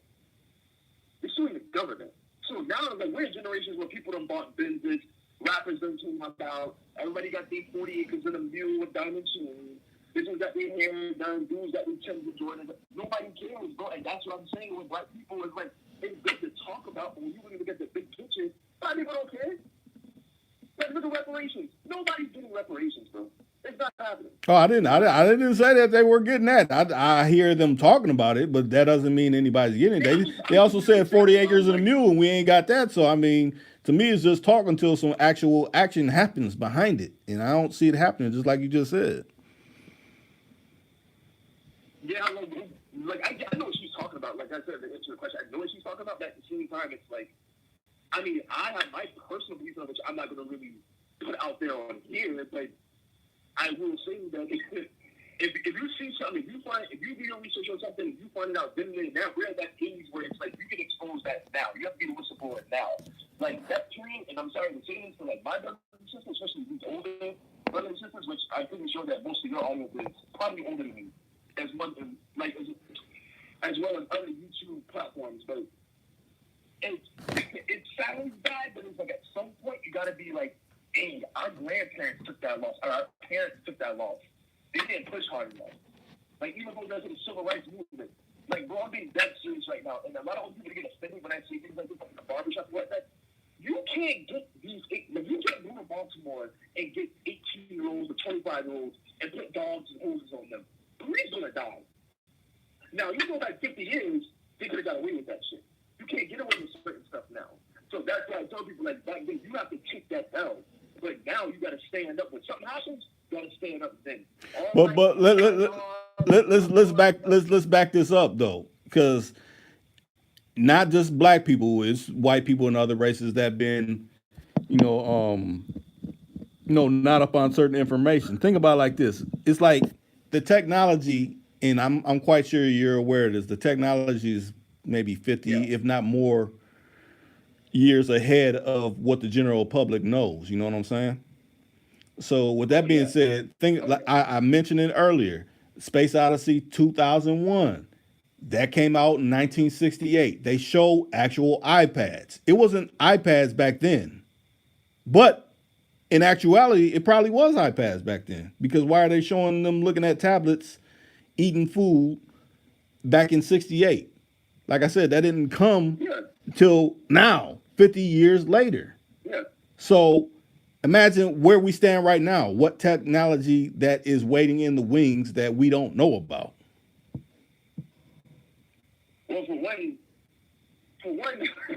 the whole fingerprint thing is that's like with iPhone. Like, okay, let me give you like that's like technology from the '60s. To put that in perspective. Now, the scary part is people are thinking in terms of year gaps, but they have to think in terms of technology advancement. Okay, like I'm 31. I'm in that generation where I saw 8-tracks. I saw cassette tapes. I saw VHS go to DVD, go to Blu-ray. You know what I'm saying? I saw TV go from box. You know, and that like I'm the generation that was introduced to social media. Right. You know, if you weren't born into social media, and I wasn't the generation that you had to teach us social media really. We were introduced. Like I was born in '88, so by '92 or AOL and stuff like that, '93.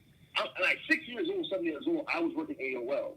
You see what I'm saying? Right. So the technology, like to answer the question that what's here now, that shit is exponentially way ahead than people realize, like what's sitting in these labs and whatnot. Like PlayStation 5 got some shit in it that's gonna have people mind blown. Like what the fuck? Like I can do all this on the controller. Like yeah, like even when I bought my first, well, no, when I went to Virginia out there undergrad school, and I bought my first car. That's my second car, and I bought it like it was a Tesla X. And I always wanted a Tesla simply because of the tech. I'm just a tech geek. Right. But the panel on the Tesla, it's like I was turning off my lights in the car on the panel. And I'm like, if they're doing this in mass production on a car, and I'm looking at when we went to Williamsburg for training, they have guns now with the fingerprint. I can't remember what movie that was. Was it Men in Black or something? Where somebody had a gun with the fingerprint with unlock the gun so you can shoot it. Yeah. I can't remember what movie that was. But they have that. They have that. It's weird. And yeah, like, I don't know. When it comes to in-home technology, though, it's going too fast. I think it's going too fast. Like, all that Alexa shit, I don't fuck with that. Yeah. Fuck with that stuff. Like, Yeah. That's getting way too comfortable. Like, I don't Alexa, tell me what time my doctor's appointment. No. We're getting to the point where we're getting dumber, but technology is getting smarter. Right. You shouldn't need technology to tell you when your doctor's appointment is. Right, because the easiest way you can analyze that you can be getting dumber. Now, numbers that you made known before the transition happened, you may remember, like maybe your parents or your grandparents' number, but lock a number in now, and you just see, oh, this is this person.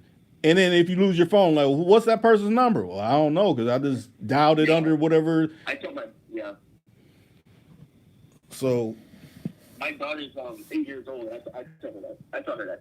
Like I made sure she remembers people's phone numbers, like the whole phone shit. Like yeah, like I know what you mean. I know exactly what you mean. Like even my card numbers, like my two cards that I use the most, like my credit card, my debit card, I have them memorized. Like I like to memorize stuff because at any given time, like I don't know, like this, if you get robbed or anything, like anything can happen to you. Like it's just I don't know, it's just crazy. Like you know, my house, like right now, like I don't use keys. I got keypads. You know what I'm saying? But I have keys. I have key holes. So it's like even if I don't have my keys or whatnot, like I made sure like I would have something I could memorize something and still get into my home in case I need to or anything can happen these days. Man, I do think about virus outbreaks and stuff like that. You know what I'm saying? I have thought about investing into a bunker in South Dakota. I have thought about this thing because it's like the way I've seen, and this I know some people haven't really grasped, like they haven't how can I say, invested faith into these ideologies of like the Armageddon or a major outbreak of a virus within America. But the way you see government moving, I always tell people, look at the top 1% in America.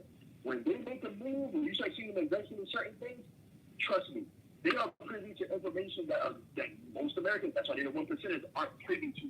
So when people started building, those major tech companies started building bunkers in South Dakota, and they started building all these things in Alaska, you know what I'm saying, where you can live underground for 2 years for food supplies and grow food and all kind of shit. They're there for a reason. That is not a scare tactic. Right. We see certain things in the political world because those people shake hands with certain people. Mm-hmm. And, like, okay, for example, Tyson Chicken, Tyson Chicken meets with government officials in Georgia in the school district and stuff. You know what I'm saying? For like, I'm talking like politicians, like senators and whatnot. Like, why execs of Tyson Chicken meeting with senators? That's your child's food supply. Why would a senator be meeting with execs of Tyson Chicken? Like, they shouldn't be in the same room, but they are.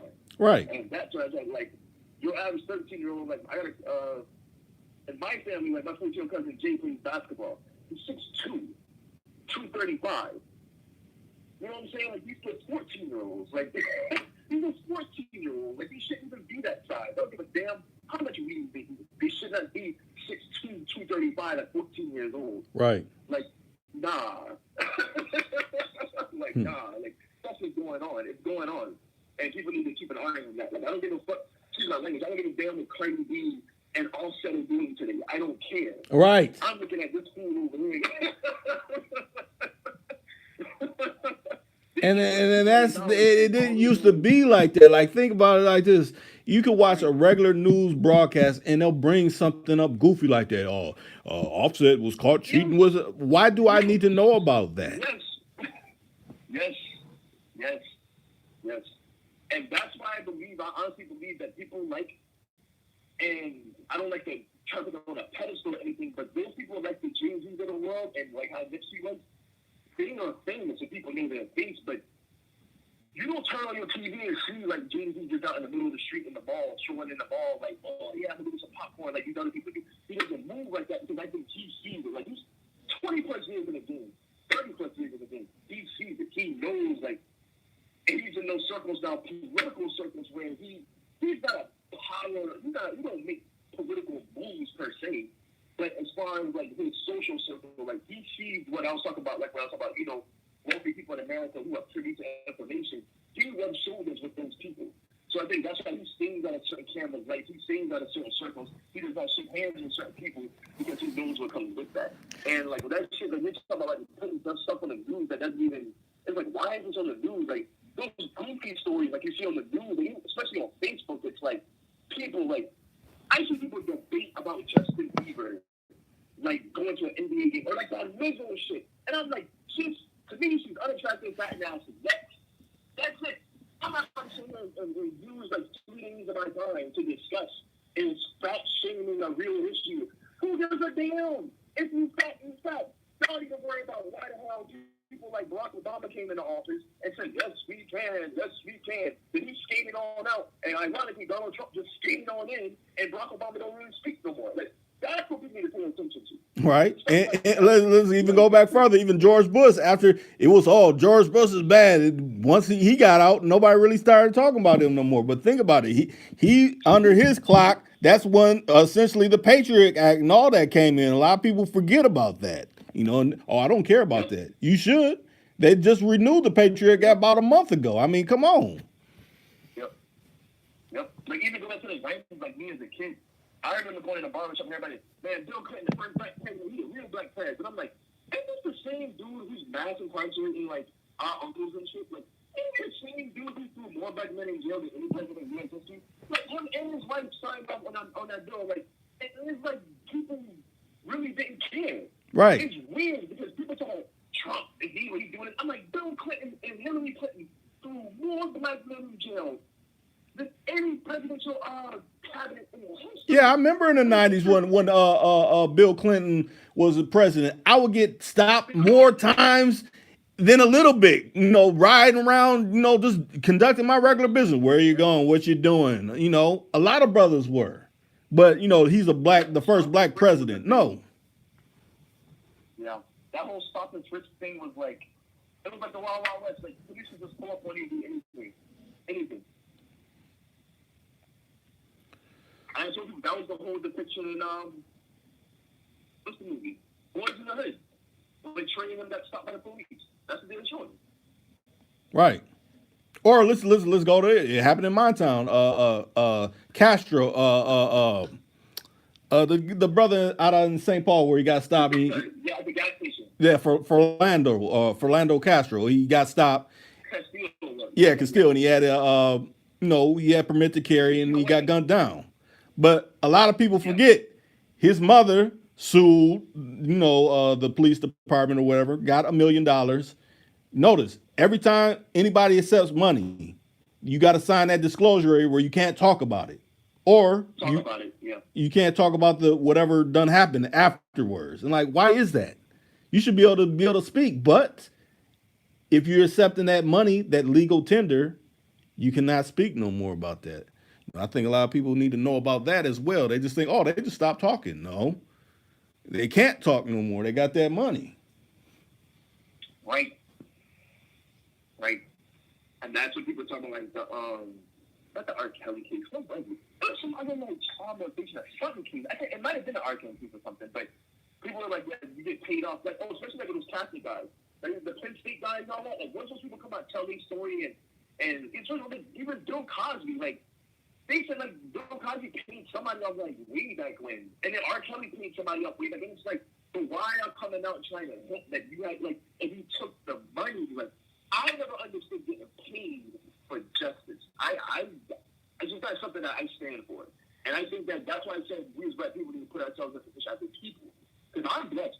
But I know everybody's not blessed enough to say, no, I don't want your money. You know what I'm saying? Because somebody trying to pay me. If somebody kill my brother about nothing, wrongfully, and they try to pay me, I'm not taking that money. But right. They know somebody who's impoverished and whatnot, and she got 3 kids at home, and the daddy got shot by the police.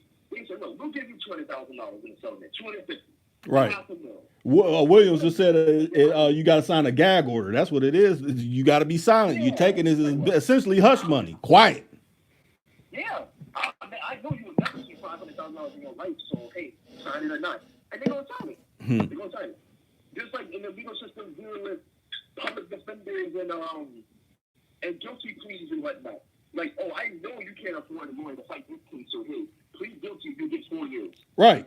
All right, I'll plead guilty. Now I'm thinking like, damn, now I got a felony on my record. When I get out of here, like I got to get my life back together and get a job by checking that damn box that I've never been committed of a felony. You know what I'm saying? Being convicted of a felony and whatnot, like, and that's a basis to not hiring you. Like, oh, client shit, man. Right. Client shit, like, that's what we telling brothers, like, fight that shit, bro. I know it's scary, but hey, either fight that shit or get off the street. That's what I tell them. Or they got the other one where they're putting a sex offender tag on them, so they're like, look, we will give you 5 years, or you can get out now, but you just have to register as a sex offender. Well, if you register as a sex offender, that's for life. So that means you can't be in certain areas where there's schools. You can't live certain ways. They can really discriminate where you live and all this. I mean, why would you do that? Well, I don't want to go to prison for 5 years. Well, I'm like, man. And that's just public, like you can look people in the map up to check the sex offenders near you. I'm like, yo, like that shit. Imagine being in a position where like you might meet like a girl at a bar and she gonna look your name up and you a sex offender. Right. She might go browse you on Facebook and be like, y'all stay away from this dude. He's a sex offender. I met him at Applebee's last night. Like that's technology, man. Mm-hmm. And that's what a lot of people, they're not seeing it for that little. Well, I don't think that many people do that. The way this life is going, they're gonna be more privy to do that. Like you said, like, oh, like you said. Matter of fact, mostly they send out mailers or whatever. Like, yeah, this you got a sex offender trying to move into, and this is where the address where he'll be housed at, and all that kind of stuff. I mean, it's crazy. Yeah, that shit is rough. I can imagine, like, there's just certain shit I'd rather do than do that shit. Like, I'll sit in jail before I, like, try to be out here just living as a sex offender and my neighbors just, I don't know, man. That shit sounds very uncomfortable. Right, because you figure you already scrutinized just being a black man, period. So that's just another level of scrutiny. Like, nah. But I guess that's why most of them move to, like different states and shit. Because most people, they live such a fast-paced life. Like, you need a girl, I would be honest, at my age, like, I can meet a girl in a bar and have sex with her the same night. She's not going to go and check to see if I'm a sex offender. Right. You know what I'm saying?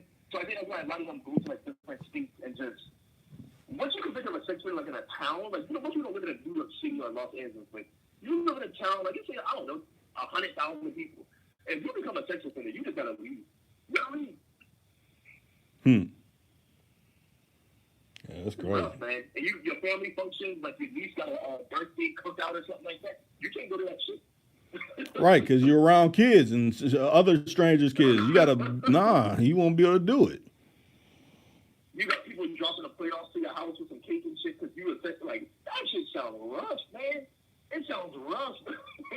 But I look at it like this. Think about it like this, though. With these newly created laws and them doing that, when people start doing desperate things and doing certain things, a lot of this is built out of things that people ain't privy to. Like, well, he killed himself. Why did he kill himself? Well, he was dealing with, this kind of stress. He didn't know probably going in accepting this type of plea, his life would be like this. You know what I'm saying? A lot of people are like, well, why did this happen or whatever? A lot of things are born out of these type of situations.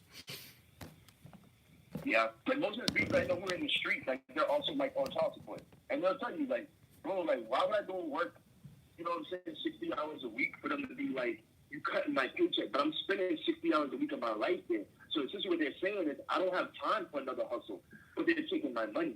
And that's what when people were like, a lot of women, like, talk about child support, I mean, like, it's not really the money aspect, it's the fact that if you spend this much time at a job, and then you say, well, I'm going to take half your check. Basically, it's like you don't have the time and energy to we call supplement that lost income. So now it's like this man, you got to get in the street to make up for that money because you don't have time to work another job. You work a 50-hour week at one job. You're not about to work another job. You're not going to. Especially if you're not like, you don't know young spring chicken, like you're 20 years old, like you're a 40-something-year-old man. You ain't working 80 hours a week. Most people aren't. They're not going to. So, like, those kind of, like you said, those kind of systematic things, like, it can drive a man to certain positions in life if people don't understand that. Right. Matter of fact, let me see. I don't know if he's still on here. Dre Chili, if you're still on here, hey, come in if you can, if it's possible, because I know you speak a lot on, certain different laws and what people need to know that they don't know. A lot of brothers and sisters that don't know that can actually be beneficial within their favor if you still, on this particular live stream. Is that Dre with the glasses, Dre? Dre, he's in the comments. He got a beard on here. Dre Chili. Oh, no, that's a different Dre. Yeah. Let me see. Yeah, let me know who's all still in here, because, I know we've been kind of speaking and nobody's really been, commenting back and forth. It ain't like I'm trying to ignore your comments or anything. I don't want to do anything like that. Williams, you said you were caught at the train. I know you said you wanted to come on. Lowe's they just said it's gonna take a year to 2 years to find out what happened with Kobe's helicopter. Man, Yeah, well, it depends on how damaged. I mean, I haven't seen it, but I saw the video and the pictures. I saw okay, it. okay. That shit was in pieces. Mm, Pieces. mm. Because I saw like the smoke where the engine is. Yeah. And you look like it zoomed out, and I'm like, you know how like the size of like I don't know, like if you get a paper plate, like a regular size paper plate, you cut it in half. It was like the helicopter was like in shards like that. Mm. So you can't really tell that like this piece broke off from here. Like it was in pieces, and the reason they said it was like that because what's the material called? Because I know I got it on my on one of my vests. Like it's a material that when it mixes with water and then it burns, like it burns at a real high temperature. Okay. And that's why I get the helicopter essentially it's lightweight. It's made for like lightweight protection and vehicles and stuff like a helicopter. Yeah. And when it burns, it disintegrates. That's why the helicopter was in like small pieces like that. So yeah, like the race cars, the F1 race cars, you notice when they crash and like you see a fireball, the car just goes into pieces. Yeah. Like chunks, like it goes into pieces. That's why. Yeah, it's the same thing. Mm. Yeah, because I want to say like the NASCARs, it ain't like back in the probably 70s and 60s where it was an actual body of a car. It's almost like what they make those like the monster trucks out of, like it's like a fiberglass body or whatever. It's a mold almost. It ain't even metal anymore to save weight. Yeah, then you stick an engine in it. Yeah. I can tell you right now, helicopters, and people say that on Twitter, and I was explaining to them like, what's the company called? Cause I explained to the dude last night because we fly when we go from Williamsburg to Norfolk, and if you ever seen the president fly, which is a military helicopter, but still, there are companies that have helicopters that essentially, they can hold like 15 people. So people are like saying like, nah, there's no way there was 9 people on there. It should have been 9 people. Like I'm not saying you're saying that, but people are trying to make it seem like there was an issue that it was 9 people on the helicopter. Right, yeah. Helicopters that can hold 15 people. Right. But the thing about it like this, I guess the driving distance from where he was flying to was like 22 minutes driving. So if that was in a helicopter, that'd be way less than that, wouldn't it? Yeah, it was a couple of minutes to the basketball game. She was going to her basketball game. Yeah. Gianna was. And yeah, like that's just how some people travel. Like even LeBron, like he does that sometimes. Like I remember to beat traffic when they played in Brooklyn, he took a helicopter, and it's like that shit. I don't know, man. Like I didn't see stuff like that until I got older. You know what I'm saying? Like I got my original business was entertainment, like doing concerts and whatnot. And you know when you were young, you like to blow money and shit. Yeah, we did shit like that, and I didn't know that like people actually every day like. I got a partner in Charlotte, like he went to an accounting firm, and his boss flies in a helicopter to top of one of the buildings in Charlotte, and he goes to work like that. And I'm like, to me, it's too comfortable. I don't get in helicopters, bro, unless I have to. Okay. You know what I'm saying? Like, that's the kind of dude I am.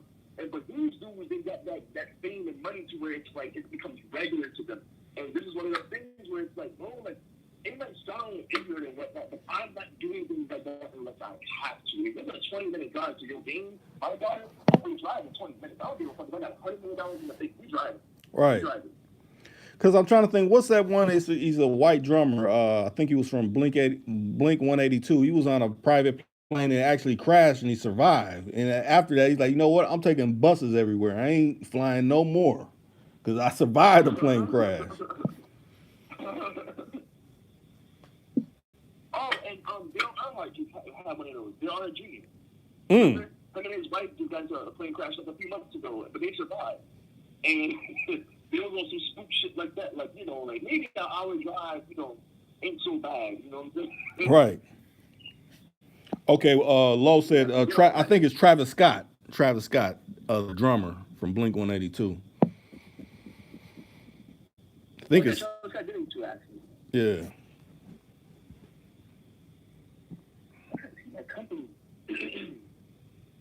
I was gonna say not Boeing. Not Boeing. No, Boeing makes yeah, they jets. Charleston, the 747. Okay. Yeah, they crash all the time too. Like Boeing planes be crashing all the damn time across the world now. I don't know what's up with them. I think what was crazy, why I think they should have perfected is the one that they used to go overseas to the UK is the what's that jet? I think it's housed down in Barbados now. They stopped using it, but it would get there real fast. The high speed one? Yeah, The high speed one? yeah. Yeah, I know you're talking about. So I want to say the last crash. That's what made them grounded. Like, nah, it's too dangerous to. Even though you'll get there fast, it's too dangerous to. You talking about the commercial one, right? Yeah, the commercial one. What is it called? Um, Let me look it up real quick. I remember what you're talking because there was one that had it was the you talking about how like the big front, the nose was like bent. Yeah, the nose was bent on the front. Yeah. Um. Oh my gosh, I can't remember the name of it. I know what you're talking about though. You're talking about Concorde. That's what you're Yeah, the talking about. Concorde. Yeah, the Concorde. Yeah. Because I don't think we use it for anything over here, but like to go over, you know, overseas they use it to fly to the UK out there they would use it, but I think they were having too many accidents with it, but it would get there faster than a regular plane. Yeah, yeah. I fly through ExoJet and I was like, it's just that whole idea, like, I'm not doing that shit unless I have to. And, like, ExoJet's like, okay, well, that's what I found, say, I'm in Charleston right now, South Carolina. Where you at? Like, LA or New York or something? No, Minnesota, Oh, you're Minneapolis. in Minnesota. Yeah. Oh, okay. Damn, I think that's freezing up there. But, damn, I don't know how y'all do it, man. Damn, that shit, every time somebody tells me they live like a Michigan or something like that, I'm like, I don't know how y'all do it, man. Jesus, but like in a 2 hour, let's say like a 3 hour flight, like from here to I don't know, let's say like Dallas, Right. on a regular like 747, like on those jets, like on an ExoJet, like a bomb, like a I don't know, let's say like a G4 or anything, like it's something smaller, like a Falcon, like a 6 passenger, 8 passenger Falcon or something like that. It cuts it in half, but at the same time, it's like, oh man, like the paranoia of like a emergency landing on a smaller jet, especially like when. Let's say we go on vacation, like me and my girl, she's Jamaican, so we only go back and forth to Jamaica. Like, if some shit happens, bro, like, those shit, they hit the water, like, they explode. Like those helicopters, like Kobe was in, like, those small aircrafts, like, they will just go into pieces. And I don't know, like, the technology is advanced, but the safety of technology in America did not advance that much. And, like, for everything, cars, planes, helicopters, your fucking I don't know, your baby stroller. Like, yeah, they got all these gadgets and stuff, but it's like the safety is not there. It's just not there. Not. Or like, oh, there's concerns from the FBI. I'm like, shouldn't you have concerns before you put it on the show? That's not true. After you put it on the show? Right. Now tell me this, since you know about technology, I mean, or kind of versed in it. I've been noticing around my way in the inner city where they're they're installing. At first, I thought they were just how when you see the different crews working on the street and they'll tear it up and you're like, oh, maybe they're replacing some gas fittings in different houses and things like that. And I kind of look at it as that. But then I started noticing them putting up new light posts. And all these light posts that they're putting up got 5G transmitters at the top of them. So essentially, it's like they're running fiber optics under the ground to, power those towers that they got, them 5G transmitters throughout the city. So essentially, Yeah, like, they're starting to, the city is becoming a smart city essentially. yeah, everything is becoming integrated with each other. Right. The whole 5G grid, we're 4G doing, like, who's going to have 4G? Who's going to have 4G? 4G was like some futuristic concept just a few years ago. Right. And then 5G came about like with Verizon and all that kind of stuff. Because I remember when they first came out with what's the service I got? The Verizon Wi-Fi. Oh my God, well, mine just went blank. But it was like the fiber optic cables and whatnot. That's when that came about. They started putting them in cities underground and whatnot. But it was like this was some crazy futuristic shit. Now you're starting to see they're building the 5G grid across the nation. Right. And I'll be totally honest, I don't rock with the whole idea of 5G because it hasn't even been tested to the point where it should be allowed on every street corner like that. And that stuff there is dangerous because the more advanced technology is, the technology advancement is, the more advanced it is, the more susceptible it is to security risks. And you make this country into like you make any city into strictly a smart city, like the grid in New York, like Jersey, we had that outing like a couple of years ago. Like they told people, oh, it was just a power grid outage. It was just like no, those are happening. Those are happening.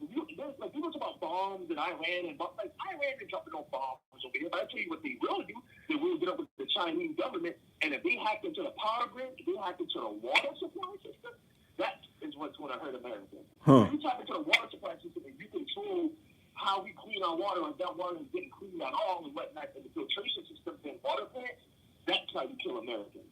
If you can get a terrorist into a water plant, it's over. It's over.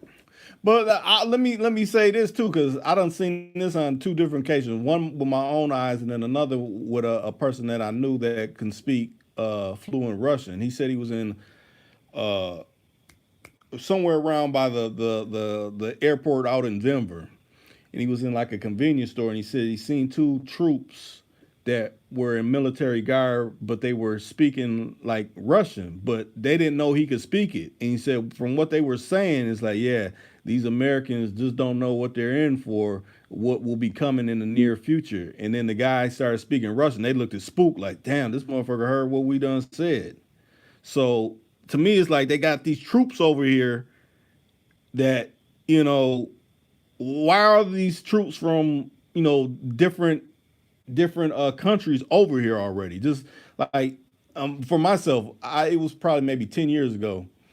I was coming through the part of the city, and it looked like an abandoned church. Like you wouldn't even think it as nothing, but the people that were coming out of it, they were all in I want to say Navy fatigues, like maybe 50 to 30 into vans. I'm like, why are they coming out of this church that looks like it's abandoned and that nobody uses? I mean, that don't make sense. Well, one thing about military training and government exercises is people see what you on TV about like with Russians. I think the whole connotation of Russian is like a bad thing. Like even going back to like 2012, like I was first in Williamsburg. There were Russians there in Williamsburg, Virginia. And paramilitary, they trained together for the first time 2012 in Denver. Because you're talking about Fort Carson. That's what's out there, Fort Carson. Okay. They actually trained the Russian paratroopers trained with like the 10th Special Forces group out there. But it just wasn't televised like that. But they're out there. They're out there. That's the first time they ever trained on USA. That was like 2012. So like, yeah, like CNN and shit, they'll show people one thing, but it's like it's all a game of it's like WWE. You know what I'm saying? Like Hulk Hogan might be a bad guy this week, and then somebody comes slams Kevin Nash, and then like that person and Hulk Hogan shakes hands. Like that's politics. Right. I believe it, because think about it like this. Oh, we hear all this stuff. Oh, we don't deal with the Russians, but the International Space Station, we sent up some supplies on one of their rockets or whatever. I'm like, well, if they're this big problem, why is that happening? Come on. Yeah, I think politics is just it's white man game banging. That's all it is. It's like, yeah, we may not fuck with each other like that, but you know what I'm saying? Yo, you can do this for me and do this for you. Yeah, give me a stack. Yeah, I got that for you. Like, all right, you can hear. Like, that's politics. Right. Like what you say in the street is the same thing in politics that we just dressed up with the top. Like the U.S. military is a game. It's a game. Nobody wants to call it that, but it's a game. When you call it the Marines first, we going probably a year or two before the Marines. Marines come in next, and then the Army, they get the glory on CNN and whatnot. They're defending the country, the troops, show out. Like that's that whole pulling the heartstrings. They tell you what 22-year-old died today in a car bombing in Afghanistan. Like it's WWE, bro, and it's so sickening to watch because people cry over that shit, but it's like, bro, like. It's war. We've never been outside of war. We've always been in war. Always. Always. Like, people are dying in Afghanistan every day. and they have American blood coming out their body. Like, every day, it's always been like that. It's just a new generation now. Right. Your grandpa served? Cool. Who's next? Your dad. Oh, your dad served? Okay, come on, bring your son in. Come on. That's all it is. It's a farm system. Mm. But when they tapped into the black community, and when they found out how to approach young black poor youth of America, that's when the military changed. That's why people say, like, all of you hear old head sounds like you say there's no discipline in the military. Because there's a farm system now. Back in the 50s and 60s, yeah, the military was based on patriotism. There's no fucking patriotism now in America. It's about money. Right. You tell that black kid he can go to college on your penny, yeah, he's going to sign that line. Yeah, that makes sense. Yeah, because you always see, oh, I just got a new Charger and all this. I'm like, they must be giving them motherfuckers out on deals because people be having them motherfuckers. The Camaros and the Chargers. That's it. Yes. Yeah, you get housing allowance. Right. Then you might get the benefits, the health benefits, and whatnot. A lot of kids didn't have that shit. You know what I'm saying? Like, a lot of kids come out of high school without health insurance until they get into the military.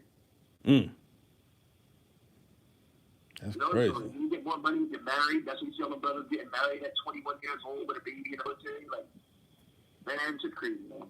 So what's your thought? What do you think? You think it's a likelihood that we would go to war with Iran or not? Because I know we got a lot of bases surrounding it, but actual war. I mean, you talking about putting troops on the ground? Yeah, boots on the ground. Yeah. I mean, that's already happening. It's just that, if you're talking about traditional, if you're talking about how we did like an Operation Iraqi Freedom, oh, hell no. That's not going to happen in Iran. Hell no. Because Iraq, to me, well, I can't say to me, I would just say in general, Iraq, that situation in Iraq is way deeper than the situation in Iran. Iran can't do shit to us. And I think people are bought into it like it is like Afghanistan, because I guess they think all military countries are the same, but Iran's going to have to drop missiles on American ground to do anything to America. Same thing with Iraq. Like, these dudes don't have the technology that China and France or England or Russia or, you know what I'm saying, like Egypt. Like, even Egypt, like some of the best fighter pilots in the world. But, like, Israel, some of the best fighter pilots in the world. Israel does. But they're not up there. The Iranians, they're not up there, man. Look at Iraq. Iraq couldn't even put shit in the air to attack us. They were just sitting ducks. That's all they are. They're just sitting ducks. It's just that we don't know that land like that. And Iran just that it's just that they're allies. America can crush any country, but when you have allies, allied nations in this world community, that's what complicates them. We could have been through Iran, though. We could have blew them off the map easily. But it's just that they have allies, and you know who's one of them, China.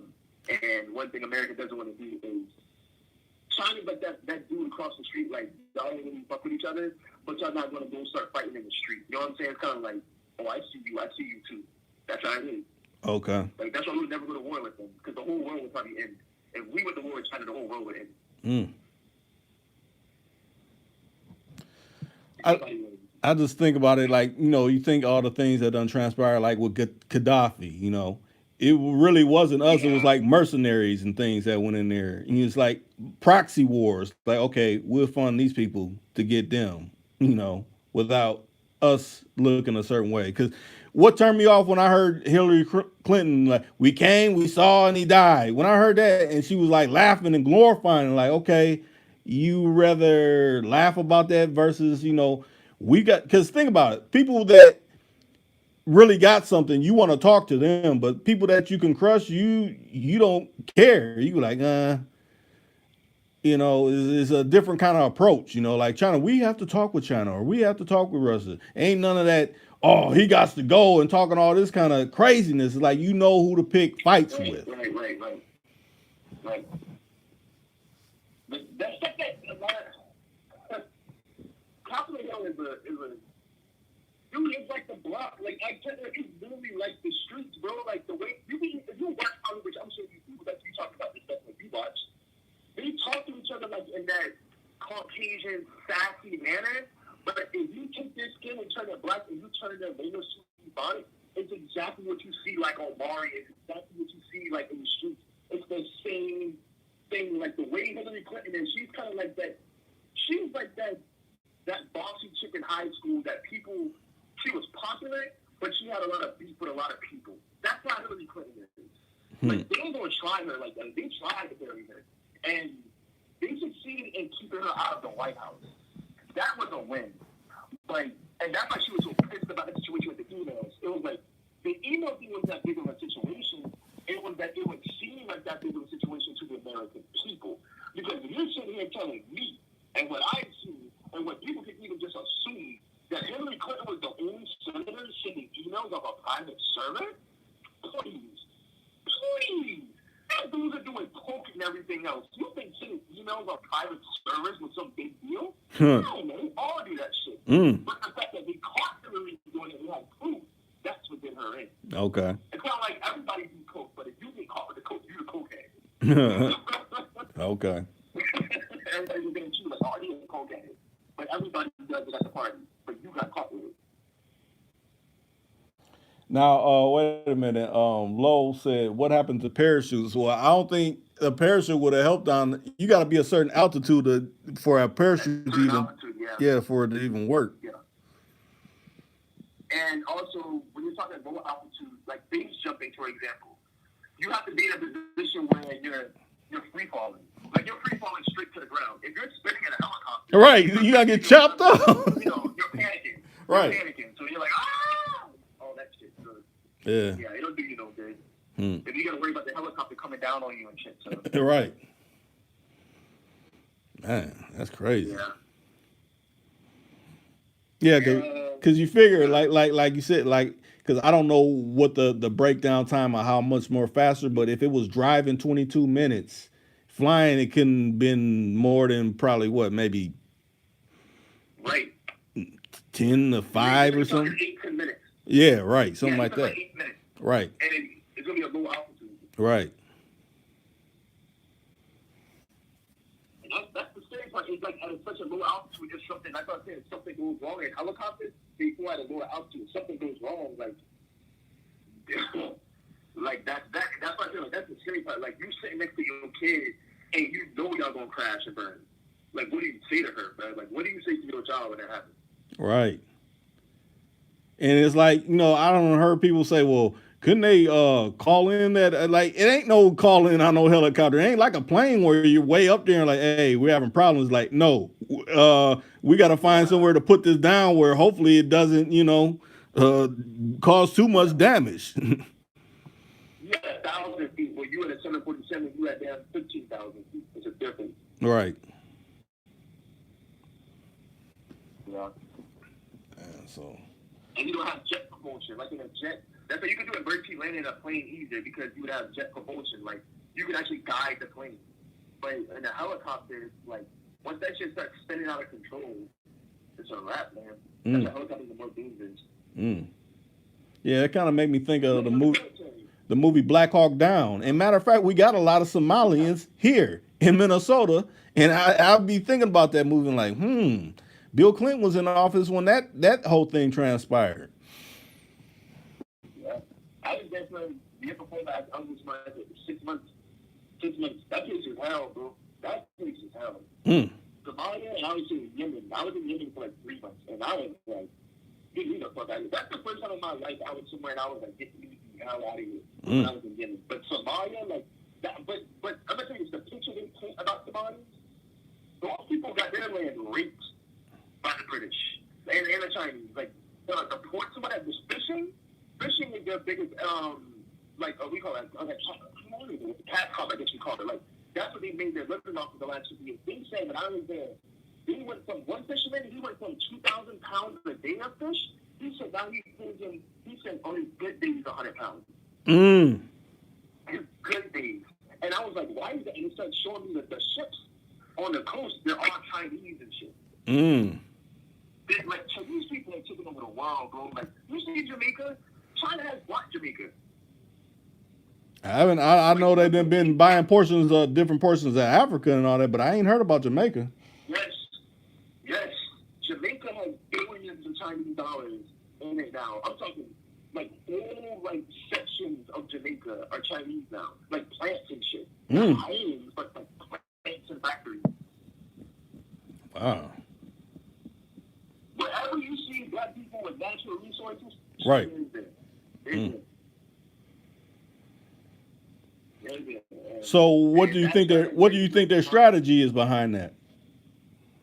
you own the world, you control the world. Huh. I don't have to fight you if I own you. China's smart, man. They really got China. I don't even hide any country not like that, but it got to the point where it's like we have so many fucking people in industry we turn in. We get it's like how can I say like say you got like a high school. They got 2,500 kids. Their basketball team and football team is better than that school who got 100 kids at their high school. See what I'm saying? Yeah. Because you got more people who can tap into things and become experts at that. That's how China is. Like when China, like that virus, that's like the coronavirus. Yeah. They built a hospital. Like they're about to finish a hospital like next week, and they started like 5 days ago. Mm. They built a hospital just for that virus. They bad, man. Those are bad people, man. When they say they're gonna do some shit, they do it. Mm. But yeah, if you own, you know what I'm saying? If you own the projects, you can walk through the project. They ain't gonna touch you. You see what I'm saying? Mm-hmm. You know, brown. Damn. We stuck on this patriotism shit. Nobody give a damn about the American flag. Nobody don't care about that thing, man. They don't care. They look at us like America. We got the guns and butter, but it's like we don't have that respect like we used to. They don't respect us like they used to. The world does not. Right. And honestly, I can't blame them. You know, after that shit with Iraq, like you buddy and the CIA funding, you know, certain things, little Osama bin Laden and all kind of mess, and it's like you trying to paint Saddam Hussein as a bad guy, and then like independent journalists and stuff going to Iraq and they interviewing people, and they're like, "We want Americans out. You didn't want them here." What does that say? You will CNN talk about so yeah, we saved the Iraqi people, and then they mad telling you to get out. How I heard it from someone that was in the military, they were saying essentially, from how he seen it from serving, the soldiers are essentially protecting like Exxon and things like that. Yes, the oil field. Remember, Yeah. when we first went in there, the reason why George W. Bush said this has started tonight is because they started burning the oil field. I always tell people, don't think this is what Americans are doing. Think this is what the other side is doing. When they started burning their own oil fields, they were telling people that's why they're here. The poppy seed field, they started burning that, and look what you have now in America, an opioid epidemic. You look at the Iraqi war, all of a sudden, opioids are all over the U.S. You got opioid addiction and overdoses all over the place. That's why. We went there and grabbed up the money. We went there and grabbed up the oil and them goddamn poppy seed fields. Mm. Yeah, that makes sense. Yeah. Saddam Hussein was dead like within the first month. He was dead quick. Right. Yeah, because I want to say first, then they got his sons first, and then they got him. Found him in that hole or whatever. Yep. And I remember that, usually when like you show something on TV, it's kind of oh, that's too explicit. But they showed his sons all jacked up and legs broken up and everything. I remember seeing them pictures. That message, man. Yeah, Bush and them was sending that message, bro. Like, remember the whole thing with Bush going over there was his daddy. He was selling that beat that his daddy had with Saddam Hussein. And when they released some pictures and videos and stuff, I said, look at these fools. I said, remember that white man was saying, that Texas ass redneck was saying to the rest of the world, fuck with my daddy, I'm coming for you. That's what he did. It's mean business now, like, and that Hillary is crazy. Hillary is the button. That's why people were like, oh, you wanted a female president. I'm like, you didn't want Hillary to be that person. You didn't want Hillary to be pressing them buttons and making them calls because people think Donald Trump is bad. Oh no. Yeah, because a lot of people forget what happened in Haiti after that earthquake down there. We're coming to build all these homes, and no, you didn't. A lot of people's body parts was taken and all kind of things. Yep, that's what my fam was from, and they said, and I was like, this is just a farm. This is a farm for the American government, bro. You go in there, you can do anything you want. Take these bodies, take these hearts, take these livers. We're Yeah. black, and white people know about us. Our organs are usually healthier than theirs. We live longer than them. We're healthier than them. We know that. Hmm. I think you'd be surprised how many white people walking around in America with black organs. Right. Like teenage boys and girls.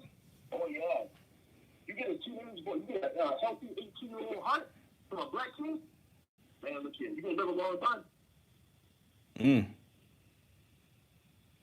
Yeah. See, I'm glad you came. I'm glad you called in because you helping to solidify some. Maybe some people may know some of it, but others, like, man, I didn't know any of this. You put me up on some things that I wasn't privy to. But this is why my channel exists, for these type of gatherings, these type of conversations. I think they need to be had in Yeah, more circles. yeah. Well, I'm gonna go holler at my boy Tree, but I got you locked in. I'm a subscriber and everything. I subscribed and all. I got the notifications on, so when you go live, I'll get notified on my YouTube app. Okay. Well, You know what that's I'm what's saying? up. So I'm glad you I'm gonna done. go holler at Uncle Tree, man. But All right. Well, thanks for calling in. all right, bro. Yep. No problem. Peace. All right, man. And there you have it. Another conversation had about, things of the world, things that we are facing as a people, as a nation, as living in these lands in different parts of the world. Now, hopefully, like I said, I posted the actual hotline number. Someone else can actually call in and weigh in with their opinion on what they think, and maybe another area of conversation that wasn't touched that we can actually touch on. But hopefully, matter of fact, I done seen something. People on social media were talking about, TMZ, release this information before the family. That just lets you know what type of organization that is backed by Warner Brothers. A lot of people don't know that they're backed by Warner Brothers. They're not an independent organization. They're actually backed by Warner Brothers. So of course they'll do some underhanded things when it comes to people of melanin pigmentation. But it shows people. I see you still there, low. You said laugh out loud. You said, "Yup, what happened to the parachutes?" And then make sure I didn't miss anybody's. If you still there, Will, you can hit the line or call in or whatever if you see fit. If you ain't busy, anybody can. The hotline is open. If you still there, King Righteous. I know you had weighed in a little earlier. Let me see. Who else? Lisa Smith says she was chiming out. And I don't know. If not, it's been a good session, uh, and I may have to wrap it up. I usually try to bounce off someone else. I kind of covered what I really wanted to say and talk about. I think I covered it. I mean, nobody else has anything to say at this current time. I might go live maybe in the morning again tomorrow, but it's up in the air. But I'm glad the ones that tuned in. Hey, if you just tuning in, hey, hit the like button. That better placement. Hopefully they don't discriminate on sending out the notifications when I do send out another live on another day. Hopefully you get them. They're not late, 30 minutes late, half hour late, day late. They do that from time to time when I'm already have been live and things like that. But I'll say it like this: join us again for another topic of discussion. I'm out.